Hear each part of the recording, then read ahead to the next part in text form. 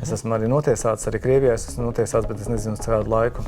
Kas saka, ka Mārtiņš Staķis ir, tā teikt, vispār darbojas tikai tāpēc, lai uzturētu šo savu te kafijas impēriju. Vienkārši mūs pēc tam paņems par pilnu programmu, un tad jau politiķis neviens vainīgs nebūs, vainīgi būs tie ierēģi, kas to ir izdarījuši.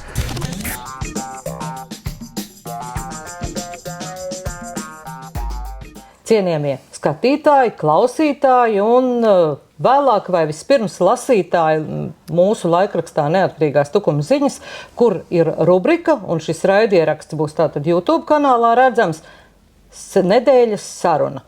Un šīs nedēļas sarunas viesis mums ir novadnieks, Eiropas parlamenta deputāts Mārtiņš Staķis.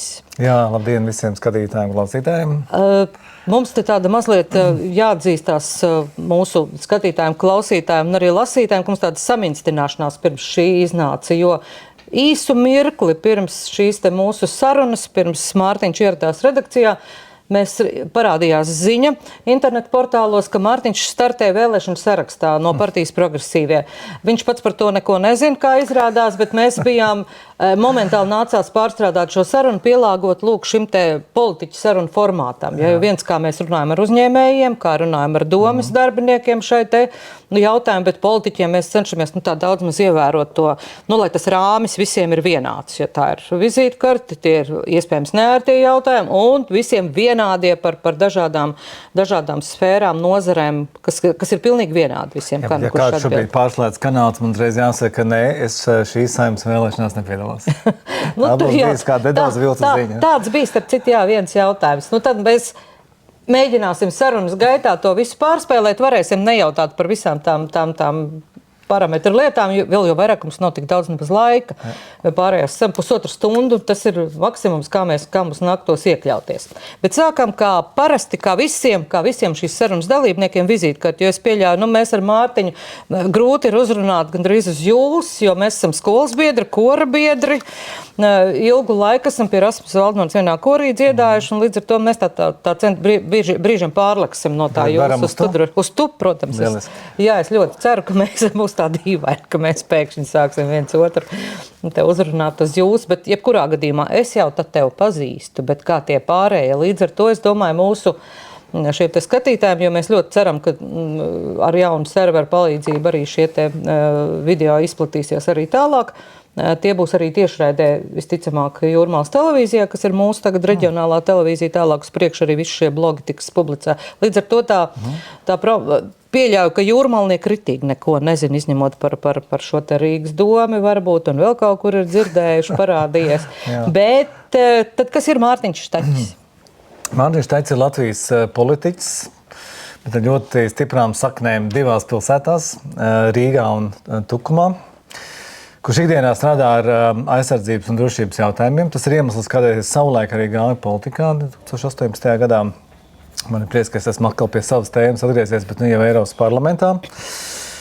Es joprojām esmu aktīvs zemesargs un eju ļoti regulāri uz mācībām. Un es mazāk šobrīd uzsveru to savu uzņēmēja cepuri, jo es jau 8 gadus faktiski ar uzņēmēju darbību nenodarbojos. Bet bija uzņēmējs. Mans uzņēmums joprojām strādā, mums ir vairāk kā 130 darbinieki, un mēs nodokļos samaksājām ar 4 miljoniem eiro, tā ka mēs dodam arī savu pievienošanu no to vērtību arī Latvijas ekonomikai. Un kas tad vada uzņēmumu šobrīd? Tas ir garš pārstāsts, bet tu teici, ka mums ir pusotra stunda. Bet 2017. gadā divi mūsu vadošie darbinieki aizgāja no uzņēmumu un izveidoja mums konkurējušu uzņēmumu. Ļoti zinām situāciju uzņēmējdarbībā. Jā, un mēs pārstrādājam savu uzņēmumu vadības sistēmu. Mēs vienojamies, ka lielie akcionāri izies no uzņēmuma vadības. Jums tad ir akciju sabiedrība? Mums ir akciju sabiedrība, un savukārt vadošajiem mūsu darbiniekiem mēs esam iedevuši daļu no akcijām, un arī viņi vada uzņēmumu. Mēs to angliski uzsauc par management buyout. Šis nav varbūt tāds klasiskais princips, jo mēs joprojām esam palikuši kā lieli akcionāri, bet tā daļa no vienošanās bija tāda, ka uzņēmuma dibinātāji paši vairs uzņēmēju darbībā nepiedalās. Tas arī viens no iemesliem, kādēļ es šādu laiku nonācu iet politikā. Kā sauc uzņēmumu? Tas mātes uzņēmuma nosaukums ir mazāk zināms, Infinity Coffee, bet mūsu zināmākie zīmoli ir Rocket Bean. Tas ir tāds kafejnīcu ķēde Rīgā, plus vēl arī mēs paši ražojam kafiju. Mēs esam izplatītāji tādiem zīmoliem kā Ilī, un tad mums ir tāds veikalu tīkls arī Es mīlu kafiju un internetu veikals. Šķiet, ka ar to arī sāk uzņēmē darbību. Tā mazā kafejnīciņa, kur tu pats biji barista, pats sēdēji, pats strādāji, vēl to laiku atceries, vai tā arī bija? Tas no tā mazās vienas kafejnīciņas sākāt? Nē, es sāku no tās vienas kafejnīcas, bet pēc kāda laika mēs apvienojām uzņēmumus un esam izveidojuši tādu uzņēmumu grupu, kurai ir 5 dažādi kafijas uzņēmumi visā Baltijā. Un, viens ir Igaunijā, 2 ir Igaunijā, viens ir Igaunijā, 2 ir Lietuvā uzņēmumi un sanāk 1, 2, 3 ir Latvijā, 4 ir Latvijā. Kurš ir galvenais? Tāpat ir jābūt akcijas sabiedrība. Jums ir lielākā tā paketes turētājs. Jūs esat. Nē, tieši mazākuma akcionāri. Jūs esat arī mazākuma akcionārs. Es esmu arī mazākuma akcionārs. Es nezinu, cik man ir īsti, kaut kur ap 20%, bet uzņēmumu vada cilvēks, kuram ir pašam 2%. Jā, lai pilnībā no tā būtu. Lai bišķi būtu ieinteresēts, bet lai... Nē, bet tas bija pareizs lēmums, jo atskatoties uz apakaļ, tad viņi dara to lietu labāk nekā mēs darījām. Un man liekas, ka uzņēmumam ir vajadzīgs nepārtraukti šīs kaut kāds jauns asins, kas ienāk jaunām svaigām idejām. Daudz, kam es neticēju, ko es teicu, tas nekad nestrādās, viņi pierādīja, ka strādā. Un es domāju, es būtu ilgi sēdējis tā arī, bet es nebūtu nekad došiem pamēģinājuši. Par kafiju, tas tāds personīgā interesi ir par to godīgu uzņēmēju darbību. Kafiju iepērk no trešās pasaules valstīm lielākoties. Kur jums ir ražotnes kaut kur, jūs esat godīgi uzņēmēji, godīgi iepircēji šīs te kafijas? Jā. Jo liek šo leibīti, no šo zīmīti virsū, ka no godīgi iegūts. Viņas ir vairākas.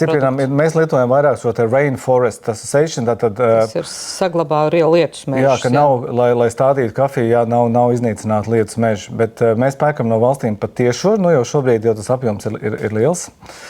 Lielākoties no Dienvidamerikas. Un tā kā mēs esam tādā, premium kafijas segmentā, tad arī tie mūsu partneri ir tādi, kas ir ar pārsvarā mazās certificētas visādas saimniecības, kuras rokām to visu procesu dara. Un kad mēs sākām ražošanu kafijas, mēs ņēmām no Skandināvu vienu uzņēmumu, kurš pirka, bet laika apjomam augot, ja mēs pērkam paši patiešām vienā reizē vairākus konteinerus reiz kafijas. Un šobrīd mums top jauna rūpnīca. Kur? Bijušajā Rīgas vagonu rūpnīcas kvartālā. Latvijā, šeit jau. Latvijā, jā, tā būs rūpnīca, kura būs pilnībā automatizēta un arī ar Eiropas Savienības finansējumu tapus ir. Bet, kā iestāstīs, ka nav tur Mārtiņa roka? Jā, rūpnīca sāk pirms nonāca Eiropas parlamentā, tā ka man viss papīri tīri ir.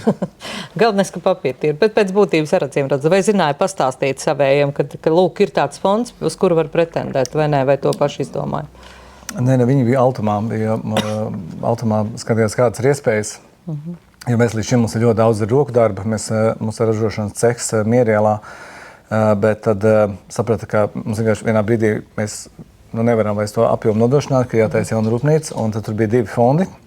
Viens fonds bija par automatizāciju, un otrs bija par to, par energoefektivitāti.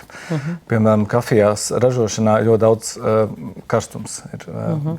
Kafija tiek rauzdēta pie augstas temperatūras, viss šis siltums tiek savākts un izmantots apkurē. Tāds konkrēts viens fonda mērķis, kas tika izpildīts.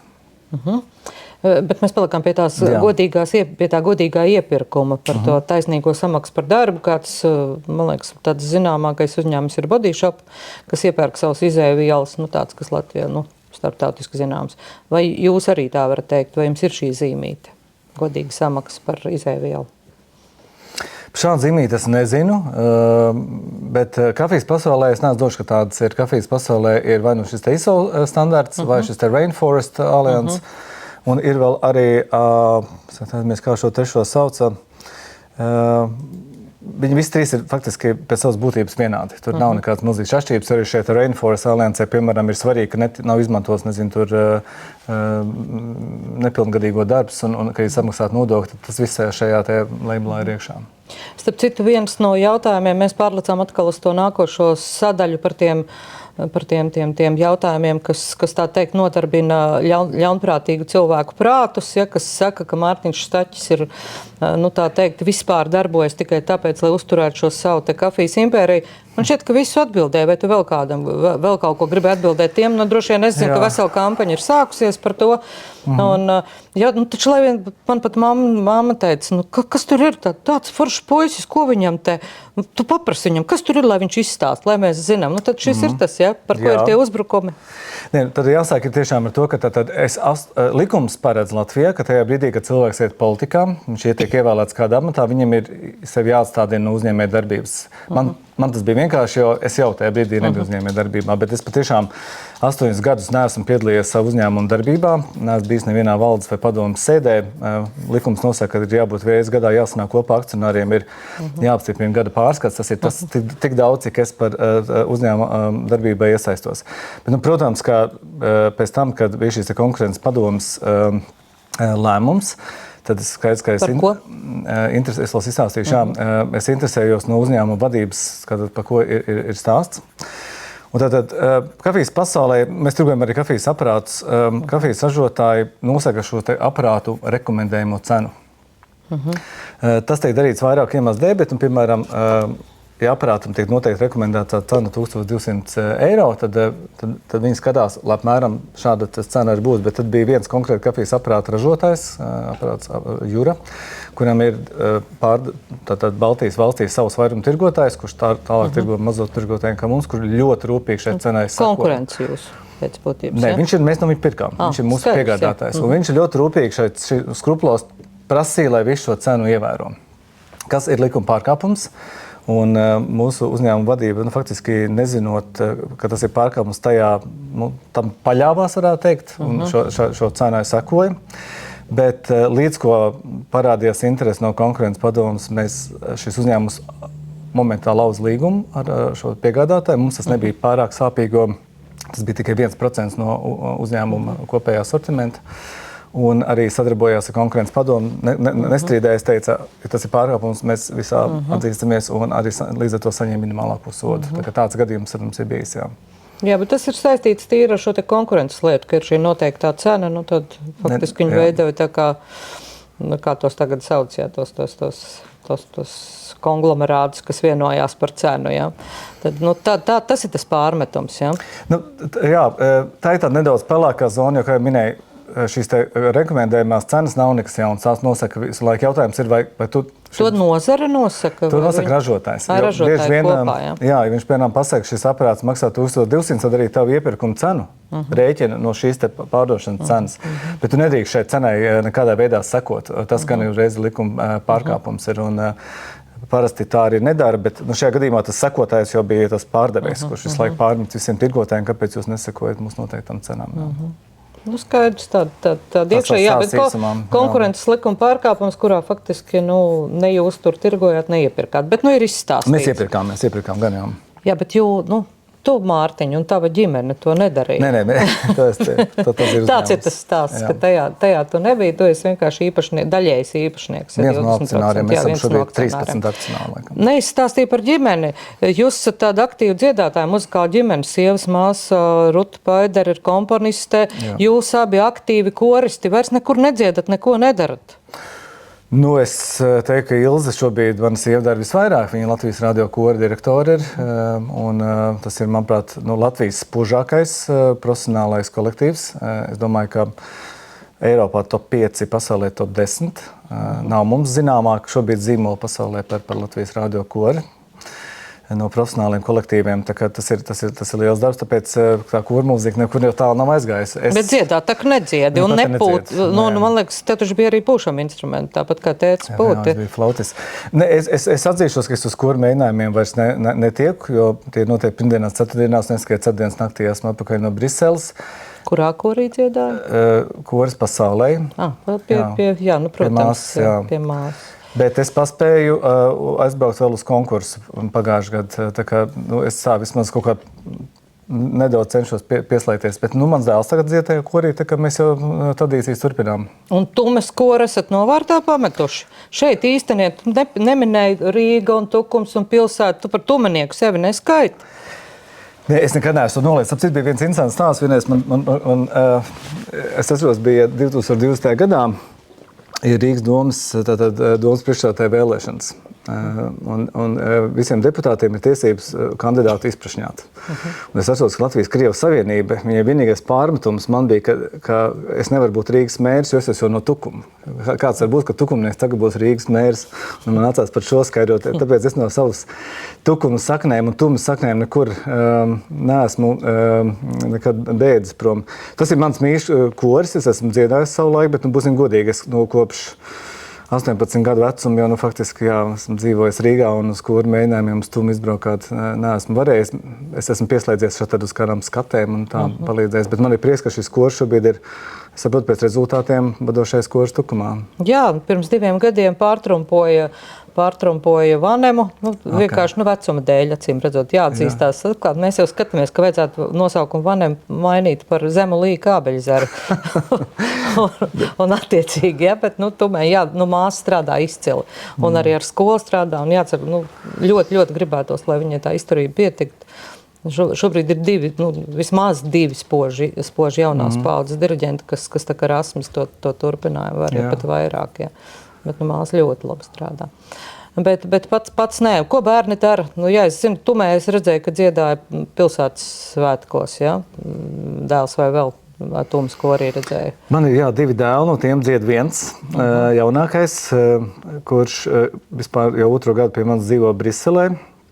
Bet šogad viņš Briselē skolu beidz ir apakaļ un noteikti aktīvi atgriezīsies korī, lai gan viņš arī pa brīdim brauc uz dažādiem solo projektiem arī šeit uz mājām.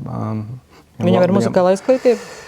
Jā, viņam ir laba balss, viņš dzīvojas Medīņu zēnu korī un apgūst tur arī vokālo, tā kā viņš patiešām skaisti dzied. Un vecākais dēls man ir arī students, viņš ir Riga Graduate School of Law, tātad juridiskā augstskolā, un arī strādā vienā juridiskajā birojā paralēli. Viņš neaizgāja gluži pa mūzikas līniju. Bet jaunākais domā, kā aizies pa to mūzikas līniju, tā viņš arī domā šeit atgriezties, konservatorijā startēt? Jaunākais dēls mēģina piepildīt savu sapni, kļūt par pilotu. Tas ir izrādās milzīgs konkurss. Uz tām 17 pilotu vietām Air Baltica skolā ir vairāk kā 400 pretendenti. Viņš šobrīd ir 4. kārtā, viņam ir palikusi vēl 5. kārta. Tāpēc es pagaidām vēl hop negribu teikt, bet mēs ļoti ceram. Jā, ceram uz labi, bet tas ir viņam bija sapnis, un viņš patiešām ir mājās nolidojis vismaz kāds 800 stundas uz visādiem dažādiem simulatoriem. Es esmu redzējis, kā viņš arī vienā avio simulatorā nosēdina lielu lidmašīnu bez milzīgām problēmām. Bet tieši civilajā aviācijā. Bet par šo dziedošais pilots. Dziedošais pilots, nemaz nav slikti. Absolūti, kā jūs tā dzīvojat Rīgā un Briselē, kas tad ir pamatvieta dzīvošanai? Rīga, jā. Rīga un Tukums. Man ir sestdienās, svētdienās es cenšos būt Tukumā, bet es Briselē tā arī neiedzīvojos. Man Briselē ir dzīvoklis, bet es esmu varbūt 3 brīvdienas pavadījis tikai, nedēļas nogales pavadījis Briselē. Es tomēr gribu būt kā savās lupatās. Tas ir viens, bet otrs, tas nav racionāli. Turēt tur dzīvokli, varbūt vajadzētu tur tikai tās viesnīcas lētāk būt. Jā, viesnīca lētāk, bet man viesnīca tā sajūta nepatīk. Pēc tam es pat cik dzīvoju kopā ar dēlu, tad man bija svarīgi, ka viņam ir tomēr, viņš nedzīvo viesnīcā. Aha, skaidrs. Un šeit jums ir māja vai dzīvoklis Rīgā, kā ir ar dārzkopību, ar lauksaimniecību, kad tad no laukiem nācis mamma droši vien drīpelēt ar tēvu, ka tikai jārokās pa to dārziņu. Man ir 7 hektāri ap māju, tā ka man ir ko darīt. Tāpēc arī tā sestdienas, svētdienas šeit esmu pavadu. Pamatā ar pļāvēju pie rokas, ja? Tieši tā, jā. Tad, kad tu esi beidzot visu sakops, un tas sāk iztīties tā, kā tu varētu sākt baudīt, tad tu kāp mašīnā brauc uz Rīgu, lai pēc tam atkal nākamajā sestdienā, svētdienā darītu to pašu. Bet tas ir, es esmu lēmumu pieņēmis, tā kā tas ir tikai laika jautājums, ka es pārvākšos atpakaļ uz Tukumu. Uz Tukumu tieši? Jā, Nevis uz savu Tukumā, jā. Tad Tukumā ir tā tie 7 hektāri. Es domāju, ka Rīgā ir. Nē, Tukumā. Tukumā 7 hektāri. Te jau mēs te redzēsim, iekļausies šeit, tai dzīvē saimnieciskajā. Vai vēl kāda aizraušanās mēs tā kā prasam, kā to fizisko formu var uzturēt? Labi, vecums nav tas, bet ir kas jau ar to mokās.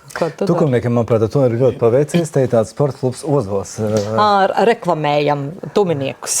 Nē, bet tas, ka mazpilsētā ir tāds sporta klubs, es biju pats par to milzīgi pārsteigts. Mums ir 3 patiesībā pat. Okay. Šeit apakšā ir viens, tas, ko es stāstīju, kāpēc stāvlaukums, ka iznāk, ka vienam konkurentam ir otrs stāvlaukums jāapmaksā. Ka tas, es domāju, arī bija viens no iemesliem, kādēļ izveidojās.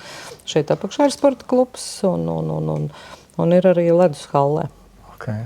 Tad ir dubulti paveicies. 3 kārši. 3 kārši pat paveicies, jā. Es tevi uzturu kaut kādā formā, jo tas īpaši Eiropas parlamenta darbs ārkārtīgi sēdošs. Tur gan sanāk pastaigāt kā 12,000 soļus pa visām tām, bet principā tu sēdi. Un tad gan arī visi tie deputāti agrāk vai vēlāk nonāk līdz secinājumam, ka ja nesāks vingrot, tas slikti beigsies. Jā. Kur jūs vingrojat zāli? Tur taču jums ir kaut kāda zāles vietas, trenažieru zāles bija, ja es pareizi atceros. Jā, Eiropas parlamentā kā Briselē var iet un šeit neiziet gadu ārā, jo tur ir viss, kas vajadzīgs. Frizētava un sporta zāle un veikals. Tā tur arī uzturies, tur arī to fizisko formu uztur, ja? Tas ir jocīgi, bet viņi patiešām daudz strādā, tie cilvēki. Un mazāk varbūt Briselē, bet vairāk, Strasbūrā, debats iet līdz 11. naktī oficiāli. Tad 9. vakarā ieliks sapulces, tas nav nekas tāds, par ko būtu jābrīnās. Tev ir jārēķinās, ka tavu darbienu no 8 rītā līdz 11. vakarā. Briselē ir mazāk, tu līdz 8-9 vakarā, bet principā jā, tu īpaši ārā neizēji, jo tāpēc, ka piekdienās mēs neesam, un tad ir jau tikai 4 darbdienas, tas jau paceļ to darba stundas ilgumu uz 10 stundām. Un Strasbūrā, pat cik arī pirmdienas vakaros visi tikai ierodās, tad viņi vēl pieliek stundas klāt.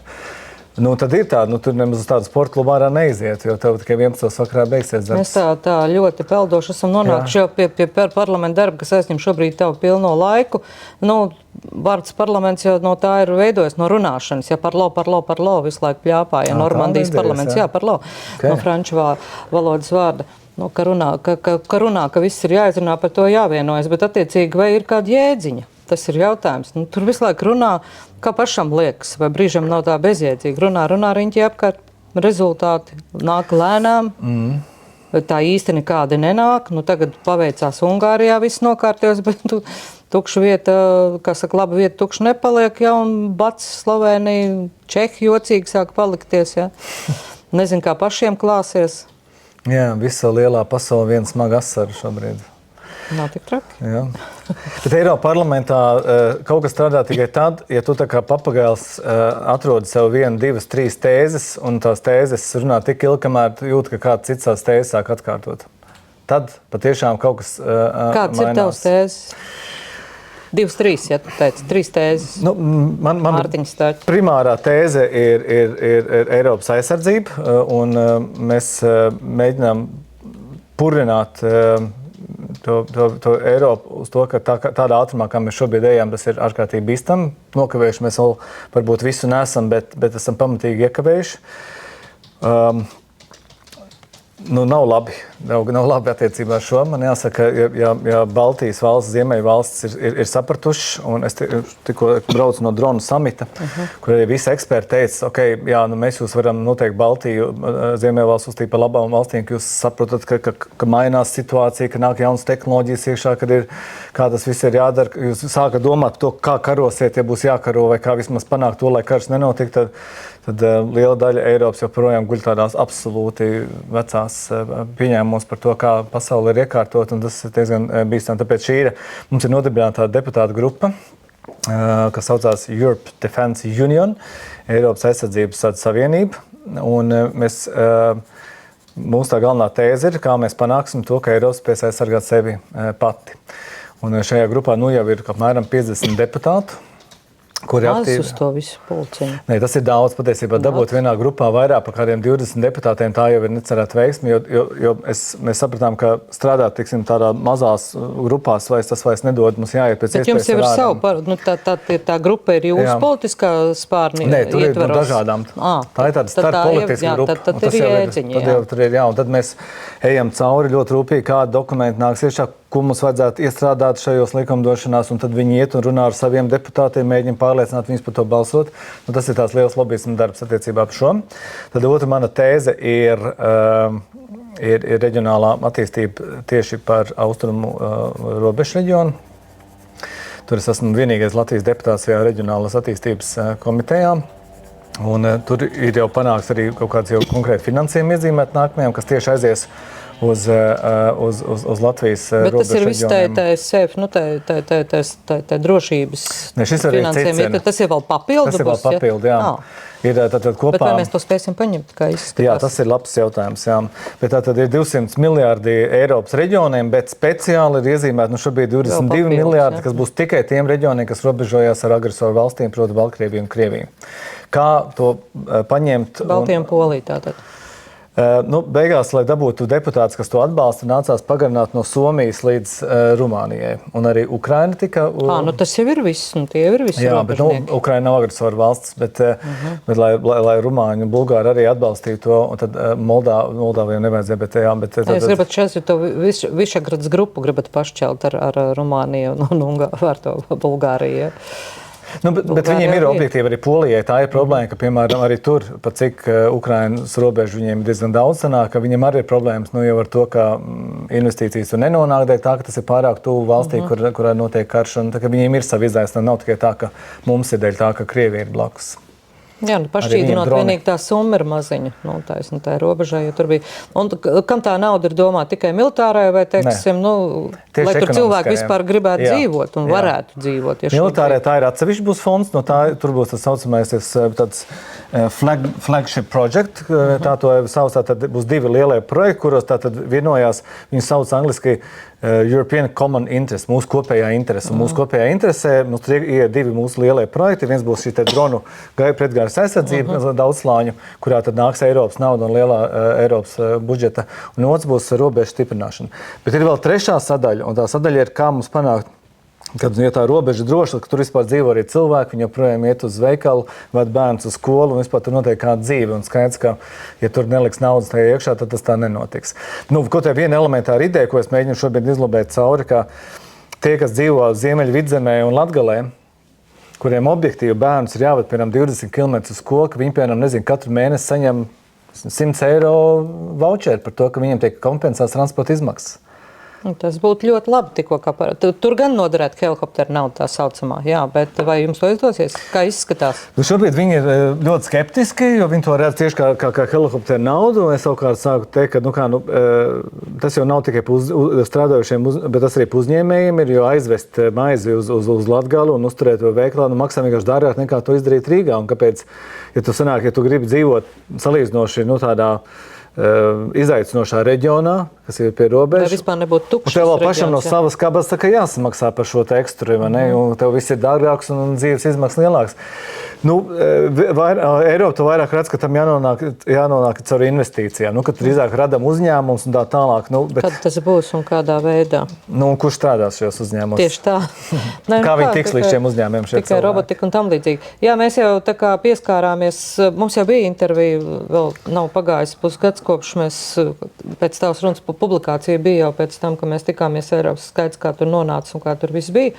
Bet vēl joprojām tas jautājums, vai kaut vai šī te par investīcijām, tu redzi, ka to izdosies dabūt cauri? Jā. Ka ir jau reāli būs rezultāti par šo, jā? Jā. Un tad ir tā otra puse, vai tu redzi, ka Latvija to var paņemt? Pazīstot arī šo pusi. Ja? Es tā pieņemu, ka tu pazīsti arī Latvijas politikas šo pusi. Okay, tur ir jāizstāstā, tad Eiropas Savienības fondi dalās tādās divās lielās grupās. Tā viena grupa ir viss, kas saistīts ar kohēziju. Tā ir tava aploksne, Tur ieliek lielu naudas kohēziju summu. paskaidrojumu, tātad, lai būtu līdzsvarošana, izlīdzināt dzīves līmeņus starp tās augtajām, bagātajām, vecajām un jaunajām valstīm. Un arī starp vispār viens valsts iesvaros, teiksim, reģionos, tāpēc parasti kohēzijas naudas vairāk saņem piemēram Latgale nekā piemēram Rīga, un tas ir loģiski. Jā.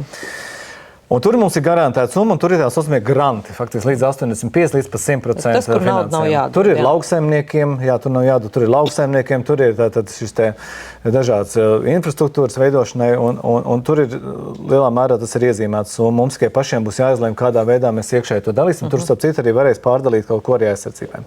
Un tad ir otra aplosne, ko sauc par competitiveness vai tātad konkrēti spējošie fondi. Un tur ir citi principi. Un tas princips ir tāds.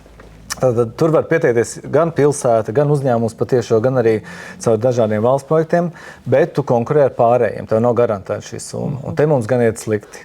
Bet tas nav tik daudz varbūt Latvijas mazspējas dēļ, cik drīzāk tās kopējās politikas dēļ, jo tie lielie naudas devēji tādi ir 7 no 27. Mēs pārējie visi saņemam naudu no Eiropas. Tikai 7, mēs šobrīd vai nav 8, kas iemaksā, mēs summa ir jau ir jāmaksātāji. Viņi saka tā, šie fondi vairāk ir domāti mums, saprotiet. Jo mēs būsim spēcīgāki, jo mēs vairāk jums varēsim iedot kohēzijā savukārt. Kam ir tam, mums te tā pus vietām ir tāpat diskusija. Jā, kam ir tam dod? Precīzi. Un tāpēc, mēs, protams, cīnāmies, ka tur jābūt arī iezīmēts arī reģionāliem, ka Latvijai ir kaut kāda daļa, kas tieši mums paredzēta. Viņi kaut ko nedaudz atmet vienmēr. Jā, bet ar to, ko mēs tagad skatāmies arī paši, kā organizācija, ne kā uzņēmums, bet kā organizācija esam mēģinājuši startēt, tur tā lielākā problēma ir tas, ka tev jau jābūt naudas garantijai. Un mēs nespējam konkurēt. Ne jau, pat tad, ja viņi mums kaut ko atmet, tad tas nosacījums, ka tev ir jābūt naudas garantijai pretī, tas ir principā neizpildāms. Ja, līdz ar to tiek veidot, es redzu, ka tā nauda tiek izklakrēta, jo tiek veidot tādi naudas absorbētāji, naudas apstrādātāji mums te uz vietas. Jo mums jātaisa tāds akcelerators, kas var uzkrāt kaut kā naudu, lai tev ļautu vispār piestartēt pie tā. Un beigās tev no tā, principā digitalizācijas projekta ir tas pats, ka ir kaut kādi lielie digitalizatori, kas ar to naudu ņemās, jo viņiem jau ir ir tas tā nauda, tā garantija, kas ir tev pretī. Jo ir jau ļoti daudz šie te fondi, kur tā teikt, tev jau jābūt maciņā kabatā, un varbūt, ka man kāds atdos pēc tam, ka es to realizēšu, bet mums jau nav tādu, mums nav aizmugurs šiem te fondiem, kam būs nepieciešams. Es nezinu, vai ar to tiek galā nekā. Nekādi, jā, tām donoru valstīm ir absolūts balsu vairākums, un pilnīgi vienalga, vai francūzi tu esi galēji labais vai galēji kreisais, šajā jautājumā viņi ir vienoti. Konkurences fondi ir domāti mums lielajiem un jums mazajiem. Tad esiet priecīgi, ka jūs joprojām saņemat 4 reizes vairāk nekā jūs iemaksājat. Kas, protams, ir fakts. Arī, tur viņiem ir taisnība. Bet līdz ar to nekāda kohēzija, nekāds līdzsvarošana nesanāk. Jo... Nē, kohēzijā viss ir kārtībā. Nē, mēs saņemam? Kopā ņemot. Tas ir fonds, kas patiesībā tas mērķis Eiropā ir izlīdzināt to dzīves līmeni, lai nebūtu tā plūsma neviendabīga. Konkrēta spējas fonda būtība ir palielināt Eiropas Savienības konkrētu spēju globāli. Tāpēc viņi saka, ja mēs kā Nīderlanda kļūsim vēl spēcīgāka globāli, tad no tā, protams, iegūs visa Eiropas Savienība, tā skaitā arī Baltijas reģions. Jo, protams, ka tas, kā visa Eiropas Savienības konkrēta spēja pieaugt, skaidrs, ka mēs esam no tā ieguvēji, jo mēs jau mēs esam bieži vien tajās pievienoties viņu ķēdēs iekšā, kur mēs vienkārši ražojam varbūt kaut kādu mazu daļu no tā, ko viņi pēc tam, Vācija, piemēram, notirko. Nav variantu. Mēs kamēr neiemaksājam paši, kamēr neko tā neražojam. Dievs, kam pienāks diena, ka mēs būsim lielie maksātāji, tad mēs paši varēsim. Jūti, ka tā varētu būt? Tas dzīves līmenis uz papīra aug, bet es domāju, ka tik to vēl tas nav jā. Par droniem atgriežoties pie šī tava pirmā punkta, tikko bija no tām dronu mācībām. Kā tikt galā ar to izaicinājumu? Tāda šķietamība, kamēr mums būs iepirkumi, kamēr mēs viņus mums tas iepirkuma likuma gan Eiropas Savienībā, gan mums pašiem ir pietiekami. Tas, lai būtu viss godīgi, tad tas process ir ilgs patiesībā. Ja? Tāpat kā politisko sarunu process, tā šis ir ilgs, demokrātija nav ātras lietas, ja? Nav ātri risinājumi. Bet pa to laiku, jo tās tehnoloģijas, kamēr iepirks, būs vecas. Bet arī šeit ir izmaiņas. Arī šeit ir izmaiņas, un tagad tikko parlamentā tika iesniegts jaunais instruments, saucās Agile. Tas ir Eiropas Savienības. Un tad tur savukārt viss ir atrisināts. Viss tas, ko mēs cēlām kā iebildums. Tad šobrīd, ja tu esi drona ražotājs Latvijā, tu vari pie šī fonda pieteikties. Tev iedod nevis aizdevumu, bet reāli naudu, pie kam jau mēnešu laikā tev pasaka, vai iedos, un 4 mēnešu laikā ieskaita. nosacījumi ir salīdzinoši vienkārši, tad tur nav papīru kalni, bet pats galvenais, ja tu esi saņēmis šo agile naudas finansējumu, tad aizsardzības ministrijas drīz tev pirkt bez konkursa. Ātri. Un tā kā domāšanas paradigmas maiņa ir notikusi. Bišķi bīstamība vienalga. 5 gadu pēc uzbrukuma Ukrainai tas ir, vai ne, ka varbūt vajadzējām 3 gadus vai 2 gadus, bet vismaz domāšanas maiņa ir notikusi. Un šodien mēs... Bet es taisnu par tām tehnoloģijām domāju. Viņi tagad, kamēr, tomēr gads ir, vienalga tas ir pusgads, viņi ir izdomājuši, bet varbūt, ka tas drons, ko tagad ir iepirkuši, jau vairs nedara, jo ir jau attīstījušās tās vajadzības kara darbībā. Jā, bet tāpēc netik svarīgi ir tas apjoms, ko tu nopērci, ka tu nepārtraukti šai industrijai, kas to ražo, tu esi ar viņu tajā sazobē un dod viņiem šos grāmatus, piemēram, aizsardzības ministrijas. Šobrīd diezgan liela nauda dod tikai dēļ tā, lai tu nepārtraukti seko līdzi. Par uzdevumiem. Jā, bet vakar mēs bijām Sēlijā. Jā, es tieši par to jautāju. Un es biju patīkami pārsteigts. Skaidrs, ka mums laika trūkst, bet vakar tad 3 šaheda tipa dronus notrieca manā acu priekšā. Bet, piemēram, tā viena tehnoloģija, tās dabas tehnoloģijas, kas to darīja, tās bija tikai sākušas testēt ar konkrētām sprākstvielām. Un skaidrs, ka tur, kur ir sprākstvielas, tur ir ļoti liels drošības protokols. Tagad ir notestēts, skaidrs, ka šīs varētu ieviest. Kāds teiks, kāpēc tik vēlu? Es arī gribētu, lai tas būtu ātrāk, bet vismaz tās tehnoloģijas tur ir. Un tagad jau nāk reāli jau pasūtījumi iekšā, bet gan, ka spējas ir. Par to es biju diezgan patīkami pārsteigts, ka tur bija no visas pasaules aicināti, pat no Singapūras. Tur vīri teica, ka jūs esat stipri priekšā mums šajos jautājumos. Tad būtu izcili, varbūt, ka tas ir tas mūsu zelta grauds, ar ko var tagad Latviju. Es jums pasāstīšu tās. Es biju pirms mēneša Taivānā un Taivānas lielajā dronu centrā. Un Taivāņi ļoti labi dronas, piemēram, baterijas. Viņi šobrīd ražo vienu tikpat lielu kā Ķīna ir. Un, protams, čipi un tā tālāk. Un viņi teica, ka viņu mērķis ir izveidot dronu savu armiju, kas ir pilnīgi neatkarīgi no piegādātājiem. Bet tā zina, ka šobrīd ir 2 valstis, no kur piegādāji viņi joprojām ir atkarīgas. Tā ir Latvija un Igaunija. Ja, piemēram, optiku, viņi saka, ka viņi paši saražot nevar, viņi to spēku tehnoloģijas visu no Latvijas. Arī optiku mēs ražojam? Jā. Tieši optiku, jā. Kameras un tā tālāk. Super, interesanti. Bet palika 3. jautājums. Teicu, ka vēl ir 3. tavs karoks, ar ko tu, tas jautājuma loks, kur kā papagailis vai kā citādi, ka visu laiku ar caursitēju spējām. Kas ir 3. jautājums? Tātad bija tā drošība, bija šis reģionalizācija un kas vēl? Cīņa ar autokrātiem un dažādiem valdniekiem. Jūs atceraties, man bija sava cīņa ar Lukašenko savu laiku, un man joprojām es brauktu uz Baltkrieviju, es ietu cietumā 12 gadus. Es esmu arī notiesāts, arī Krievijā es esmu notiesāts, bet es nezinu uz kādu laiku. Bet pēdējā laikā mans pretinieks šajā jautājumā bija Viktors Orbāns. Tāpat privāti esat, viņš pazīst tevi, zina? Tagad pazīst, jā, jo tie video, ko es ierakstīju un ko es atbalstīju opozīciju, viņi ārkārtīgi aizgāja Ungārijā un Ungārijā daudz. Ko tu teici par? Es neesmu redzējis to, tāpēc varētu izstāstīt. Jā, nāciet manā Instagram profilā un skatīties. Es, protams, viņu izsmēju par viņu, kāds var būt, ka jūs Ungāri esat mieru samierināties, ka jums ir tāds cilvēks, kurš vienkārši savā dārzā zebras izdomājis turēt. Bet mēs vairāk runājam par to, ka mēs latvieši uz Ungāriem 1956. gadā skatījāmies kā uz milzīgu abrīnu, kā uz varoņiem. Un kāds var būt, ka šobrīd ka jums ir tāds valdnieks, kurš ir skrien uz Maskavu un bučo Trumpam, ja nebija Putinam rokas, Trumpam arī. Un kā esiet tie Ungāri, kurus mēs pazinām no 1956. gadā, tās bija mans vēstījums, un šis video aizgāja, nezinu, tur pie 500 000 skatījumu šim video ir. Tad tas bija no ārvalstu ietekme Ungārijas vēlēšanās, nepārmeti, jā? Precīzi, jā. Protams, ka bija tāda pārmetuma, jā, ka par iejaukšanos Čehijā neizdevās, jā? Čehijā man tur nav vēl pagaidām mērķis noskatīts, bet jā, man ir... Viņi nepaspēja, jo viņš jau tur aizgāja. Bet Putins, Lukašenko un Orbāns un šāda veida autokrātie, tas man tā, jā, tur uz tiem strādā. Bet mēs Baltkrievijā esam ļoti daudz palīdzējuši. Savā laikā arī tieši, kad es arī pacēlu šo te brīvo Baltkrievijas karogu, toreiz, pa ko ir dabūju to kriminālu lietu. Daudz Baltkrieviem tas ir ļoti svarīgi. Mēs sūtām vēstules politieslodzītēm un tā, ka viņus atbalstam. Un mums ir nepārtraukts kontakts ar Baltkrievu delegāciju par dažādiem jautājumiem. Viņiem tagad 2 veidojas, bet jūs tad ar to Ar Tihanovskis, jā? Es vispār strādāju divām diasporām. Es strādāju to diasporu, kas ir Lietuvā, bet man vēl labāk sadarbība to, kas ir Polijā. Tā ir apcīt daudz lielāka. Viņa ir klusāka, viņa nav tik daudz zinām.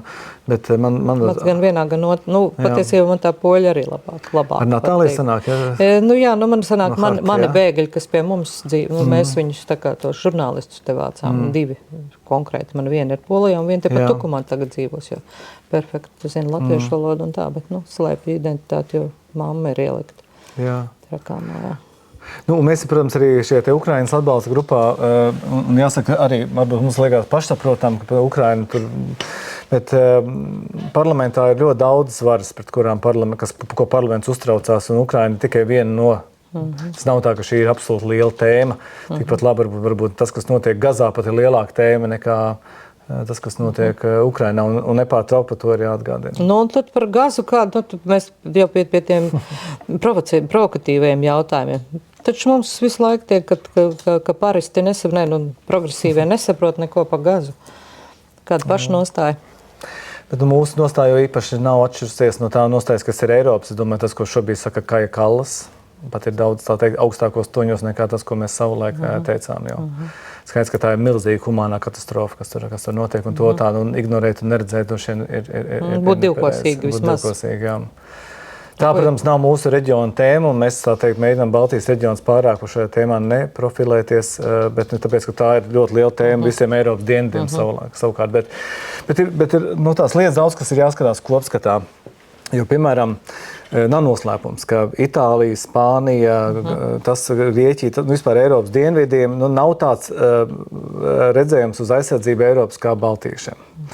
Un tad, kad mēs viņiem sakām, aicinām uz solidaritāti, ka mums šobrīd ir tā, ka mēs esam tādā reģionā, kur mums ir blakus agresīvs kaimiņš, un mēs vēlamies, lai visa Eiropa šeit sadodās rokās, viņi šajos brīžos mums labprāt atgādina. Un kā tad bija tad, kad mums bija bēgļu krīze? Vai tad jūs sadevāties ar mums rokās? Un tad jūs pateicāt, ka tieciet paši galā ar savām problēmām. Un kāpēc, lai mēs šobrīd teiktu, tieciet paši ar savām problēmām? Latvija jau konkrēti, man liekas, piekrita. Mēs te vārījāmies, bet mēs piekritām kvotām. Jā. To es gribu teikt, ka daudz šie notikumi, kas notiek Eiropā un pasaulē, viņas ir jāstāsta kontekstā, kā tas ilgtermiņā var atspēlēties arī mums. Un piemēram, tas, kas notiek, protams, Gazā, tur tiek pārkāptas visas iespējamās starptautiskās tiesvedības, bet, rule of law, kas būtu likuma, tiesu varu un spēks, un teikt, ka tas tā nav, būtu nepareizi starptautiskās tiesības. Jo starptautiskās tiesības ir tās, kas garantē Latvijas lielā mērā suverenitāti un eksistenci, un mēs nevaram pateikt, ka mūsu gadījumā tad mēs viņus tā kā pie viņām stingri turamies, bet dažos gadījumos mēs tā vienkārši pievaram skatienu uz tām. Tas ir sarežģīti. Noteikti tur tā vienoties un pārāk traki. Mēs esam par parlamentu, par to, ko pats pagūs izdarīt, tu jau atbildēji man. Vai vēl bija kaut kas tāds, ko tu domāji, šitas gan man izdevās. Bet 3 lietas tu jau nosauc. Es ceru, ka es varēšu kaut ko pastāstīt vairāk 30. jūnijā. Jo tur ir tā, ka katru gadu tiek pasniegts tādas balvas. Kā aktīvākiem, es nezinu, kā nosaukt deputātiem. Un šogad es esmu izvirzījies. Tas viens no 4, kuriem pasniegs balvas vai pasniegs. Mēs redzēsim 30. jūnijā. Tur ir balsojums kaut kādā veidā, kurš izvirza? Tad izvirza, vajag vismaz 4, kas izvirza. 4 dažādas ar Eiropu. Es, protams, ka man bija labas tās references. Kas bija tie izvirzītāji? Bija tāds Rīgas mērs. Man teica, ka esot labs. Skaidrs. Tad. Jā, bet man ir viens komisārs bijis šeit, kurš par mani aizlika vārdu. Tev vajag savākt references. Kad tu esi izvirzīts, tev jāsavāc references. Protams, ka tas viss notiek tā, bet kurš izvirza? Pats piesakās, es gribētu šodien uz balvu. Tas ir labs jautājums, ap citu. Vai mēs paši pieteicāmies tām balvām, jo tā konkrētā balva... Bet 4 cilvēki, kā tu pats izdomā, ka tu visi 4 no mūsu komitejas. Tā kā, es pieņemu, ka tas varbūt ir tiek skatīts, kur ir tāda aktīvāka. Bet tur ir mani konkurenti, ir viena brīnišķīga sieviete no Itālijas, kas ir bijusi kara korespondents, viņa ir spēcīga. Tad mums tur viens tāds franču ģenerālis, kurš bija arī Francijas izlūkdienestu vadītājs, un tad ir viens poļu ļoti aktīvs deputāts, ka konkurence ir liela.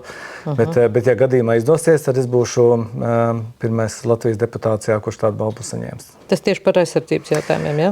Es esmu tajā sadaļā, kur ir tieši par Eiropas drošību un aizsardzību. Un kā saucās apbalvojums?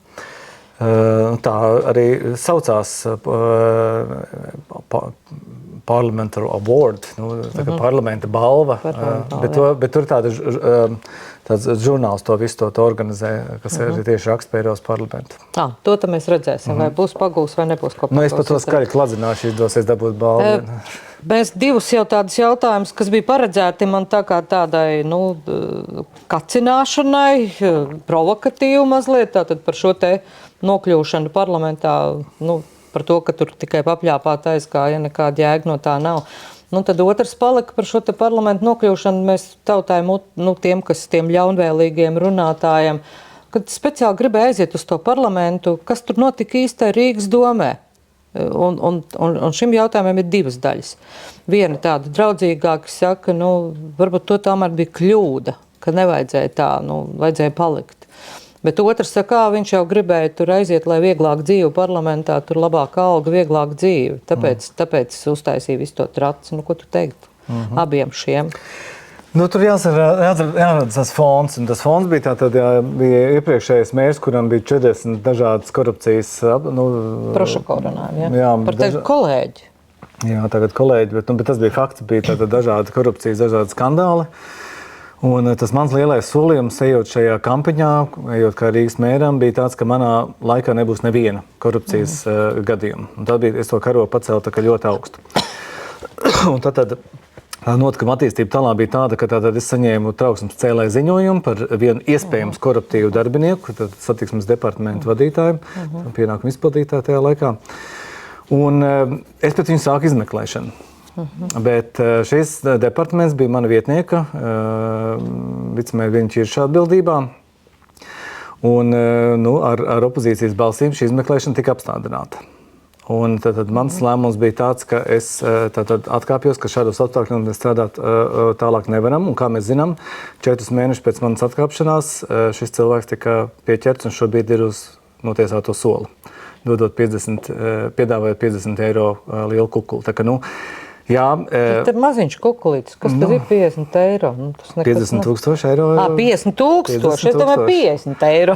Nē, viņš piedāvāja 50,000 eiro par vienu labvēlīgu lēmumu, un tad viņš šobrīd ir apsūdzēts, par cik tā saruna ir ierakstīta. Es domāju, ka tur būs arī notiesājuši spriedums. Tā kā, man bija taisnība, šis cilvēks bija. Jā, bet varbūt, ka vajadzēja palikt un turpināt.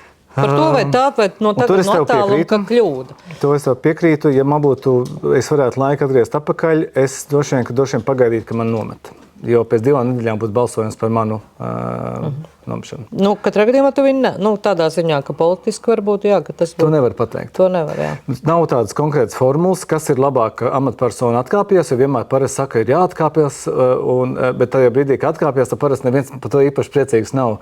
Vai labāk ir, ka tevī tā teikt ar domas balsojumu noņem. To mēs neuzzināsim, kā būtu bijis labāk, bet es tajā brīdī pieņēmu lēmumu atkāpties pašam. Un, palikt, varbūt es zaudēju darbu, bet es noteikti saglabāju savu reputāciju. Labi, skaidrs, nezinām, kā būtu. Par šo tiem, kas pārmet, ka tur tā ļoti ērtījums tur tā Eiropā. Man nebija nodomi iet uz Eiropas parlamentu. Ja tā godīgi, vienu solījumu es biju devis, ka es neatgriežos Latvijas Republikas Saeimā. Man nepatīk strādāt Latvijas Republikas Saeimā, kad es biju, man sanākās arī pārāk tāds darbs, kas ir domāts man, un tāpēc, kad man partija uzrunāja kandidēt uz Eiropas parlamentu vēlēšanām, es biju diezgan skeptisks. Es patiesībā biju gatavs iet ar pēdējo numuru, bet beigās es kandēju ar otro numuru, kā jūs atceraties. Pirmā mums bija tātad deputāte kandidāte Elīna Pinto. Bet es jāsaka godīgi, esmu šobrīd priecīgs par šo lēmumu. Jo tāpēc, ka es esmu nonācis Eiropas parlamentā īstajā vietā un īstajā laikā, jo tāpēc, ka Eiropā aizsardzības politika tiek veidot šobrīd no nulles. Un man ir tā iespēja būt tam visam klāt un to veidot, kā teikt, pašu rokām. Tad te ir jājautā mums nesenā sarunā ar Raboliņu kungu, viņš gan ir uzņēmējs. Ko tu saki par to, kas svarīgi ir uzņēmēja darbība? Viņš saka, absolūti ir veiksme, un veiksme viņš tā arī saprot, ka jābūt īstajā laikā, īstajā vietā, un pēkšņi tev gadās kāds cilvēks pilnīgi nejauši, ka tu tur stāv. Tad viņš saka, ka tāda veiksme, zinām mērā ticība liktenim var teikt, ja, ka tu satiec tā īstā brīdī īsto cilvēku. Bet mans veiksmes mirklis bija cits īstenībā. Un es domāju, ka tāda iespēja vairs otrais dzīvē var, otrais gadsimtā varētu nepienākt. Bet principā 1997. gadā, kad es nonācu Rīgā, nāca iekšā starptautiskais bizness. Un toreiz viņi negribēja ņemt darbā padomi laika cilvēkus, arī tāpēc, ka viņiem nebija angļu valodas zināšanā. Un toreiz viņi pieņēma darbā 18, 19 gadīgus jaunekļus, tādi kā man. Jā, tu uz tā jaunā viļņa trāpīji. Es trāpīju uz tā jaunā viļņa, es biju Narvesen mārketinga direktors tādā vecumā, kā man šobrīd dēls ir. Un tas ir kaut kas neticams vispār, ka kā var tā noveikties. Un tas notiks tikai reizi dzīvē, jo šobrīd, jo mēs redzam, ka šie uzņēmumi prasa cilvēks ar milzīgām pieredzēm, ļoti labiem diplomiem.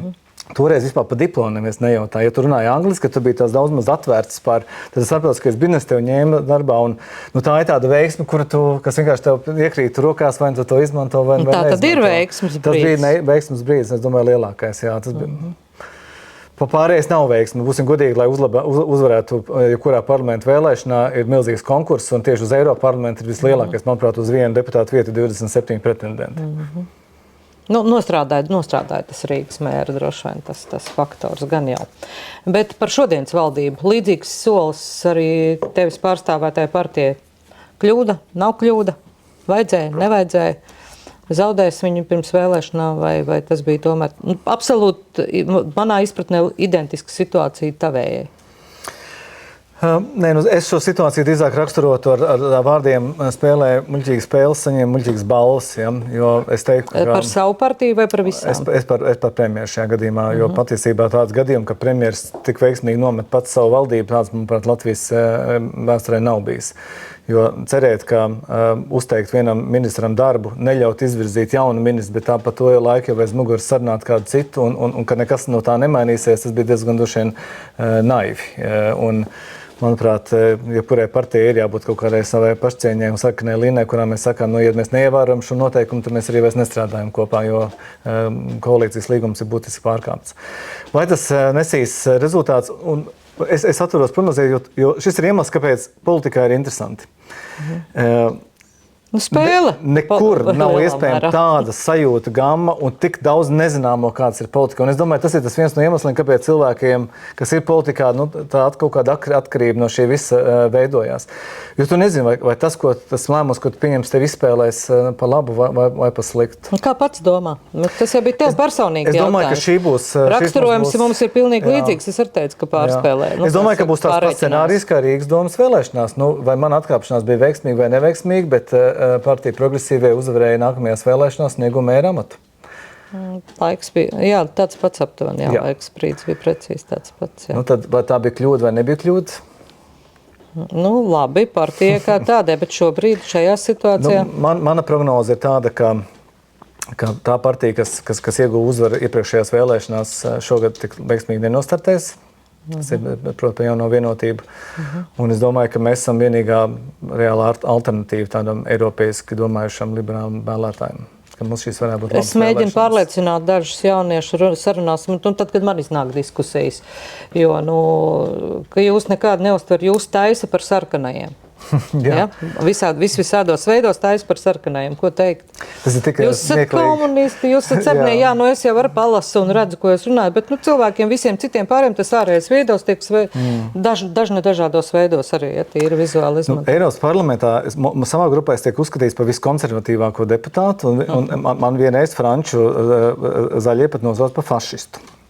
Ko tad bija pateicis? Dēļ mūsu labējām idejām, pārstāv tāpēc, ka mēs esam diezgan stingri esam migrācijas jautājumos, kas nav varbūt Eiropā tur raksturīgi, mēs sakām, nē, tam tā ir jābūt šādi. Un tad ir tā, tur es esmu konservatīvs deputāts, kur viedējais pat atļaujas nosaukt par fašisku, kamēr šeit Latvija man sauc par komunistu. Tas ir diezgan interesanti. Bet tāds ir tas vēlēšana retorika, tas ir kaut kas neizsakāms. Man liekas, ka vairs nekad man nevarēs pārsteigt, pēkšņi kāds atrod, ka šis pulkstenis maksā 15 reizes dārgāk nekā maksā. Cik viņš maksā? Bet tu nebija video, tur labas links pieliks? Nē, mēs neredzējām. Pieņemsim, es nezinu. Šis pulkstenis konkrēti šobrīd, es paskatījos, maksā 850. Tā kā es pirku bija 100 eiro lētāks, tā kā pa 106 gadiem viņš ir kļūst pa 100 eiro dārgāks. Un ko tev teica, ka 15,000, ja? Tas tā ir firma. Man nav sajēga nekāda. Nē, tātad tie, kas to stāsta, varbūt nezina, bet tātad Latvijas daži politehnologi un vēlnā pieeja darboņi izdomājuši tās, ka šis pulkstenis ir vismā nevis Steinārta pulkstenis, bet Rolex pulkstenis, kas maksā 15,000 eiro. Un par to bija milzīgs jau aizgājis stāsts, un tad es publicēju savu video, kur ieliku arī linku, ka es labprāt viņu pārdotu par 1000, ja kāds būtu pircējs, varat nopirkt. Šmīčs pulkstenis ilgu laiku, varbūt dāvana. Nē, protams, tas ir joks, es viņu nepārdotu, bet tas, ka pat no šāda, pateikt, muļķīgas lietas ir izdomāt kaut kādu stāstu. Tas ir vienkārši tas pats piemērs ar komunistiem. Tad, kad vairs nav vispār ideja, ko vēl varētu piekrīt, tad mēģina piekarināt šādas birkas. Jā, bet jūs partijā domājat, vai tev pieaicina? Mēs paralēli te skatāmies, vienu mirkli mūsu skatiens bija pa labi, jo kolēģi Agita parādīja mums šo te reklāmu. Lūk, var paskatīties, kur Mārtiņš Staķis tā kā startē. Bet es jau arī Rīgas domas vēlēšanās tādā gadījumā startēju. Tur arī bija bloks Viestaram Klembergam uz plakātiem. Vienkārši tas vilcējs. Tad tu esi tā lokomotīva savas partijas, ja? Es esmu viens no partijas līderiem, jā. Mēs parādām ar šo plakātu, ka te mēs esam pārstāvēti visos līmeņos. Arī Viestaram Klembergam, sapcīt, jābūt kaut kādā plakātā. Tev ir arī amats partijā? Es esmu valdes loceklis, jā. Un kā jūs redzat, kā pati partija to pārdzīvo? Varbūt tiešām tur, ko pārmet, tu pa aizsardzības labāk zini, jūsu, tā teikt, sprūts varbūt arī bija palēni, neko nesaprata. Akadēmisks zinātnieks, ko viņš tur varēja saprast no tiem ieročiem? Stāvēja rindā, tur tik labas ieročus no Izraēlas piedāvāja, un šis negribēja paņemt. Varbūt tas bija tas iegans vai iemesls, kādēļ šī valdība krita. Varbūt arī. Pravietis savā zemē jau diezgan reti, kad, kā saka, jā. Es domāju, tas, ko Andris Sprūts ir izdarījis attiecībā uz to pašu dronu tēmu, ir nenovērtējami. Šodien izstrādē vairāki to teica, ka ja nebūtu dronu koalīcijas, nebūtu šāda produkta. Bet tas jau nav viņa, to varbūt visi kopā izdarīja. Dronu koalīcija konkrēti Latvijas iniciatīva. Latvijas, bet ne paša Sprūda. Bet kāds šo ideju izveidoja un iznesa starptautiski un dabūja šos 20 valsts, kas piedalās šajā dronu koalīcijā. Gan jau būs citi, kas to baļķi būs nesuši, ne Andris Sprūds šobrīd. Skepsi visam, nekam neticēsim. Mans uzdevums ir, par mani šobrīd nav runa, es mēģinu runāt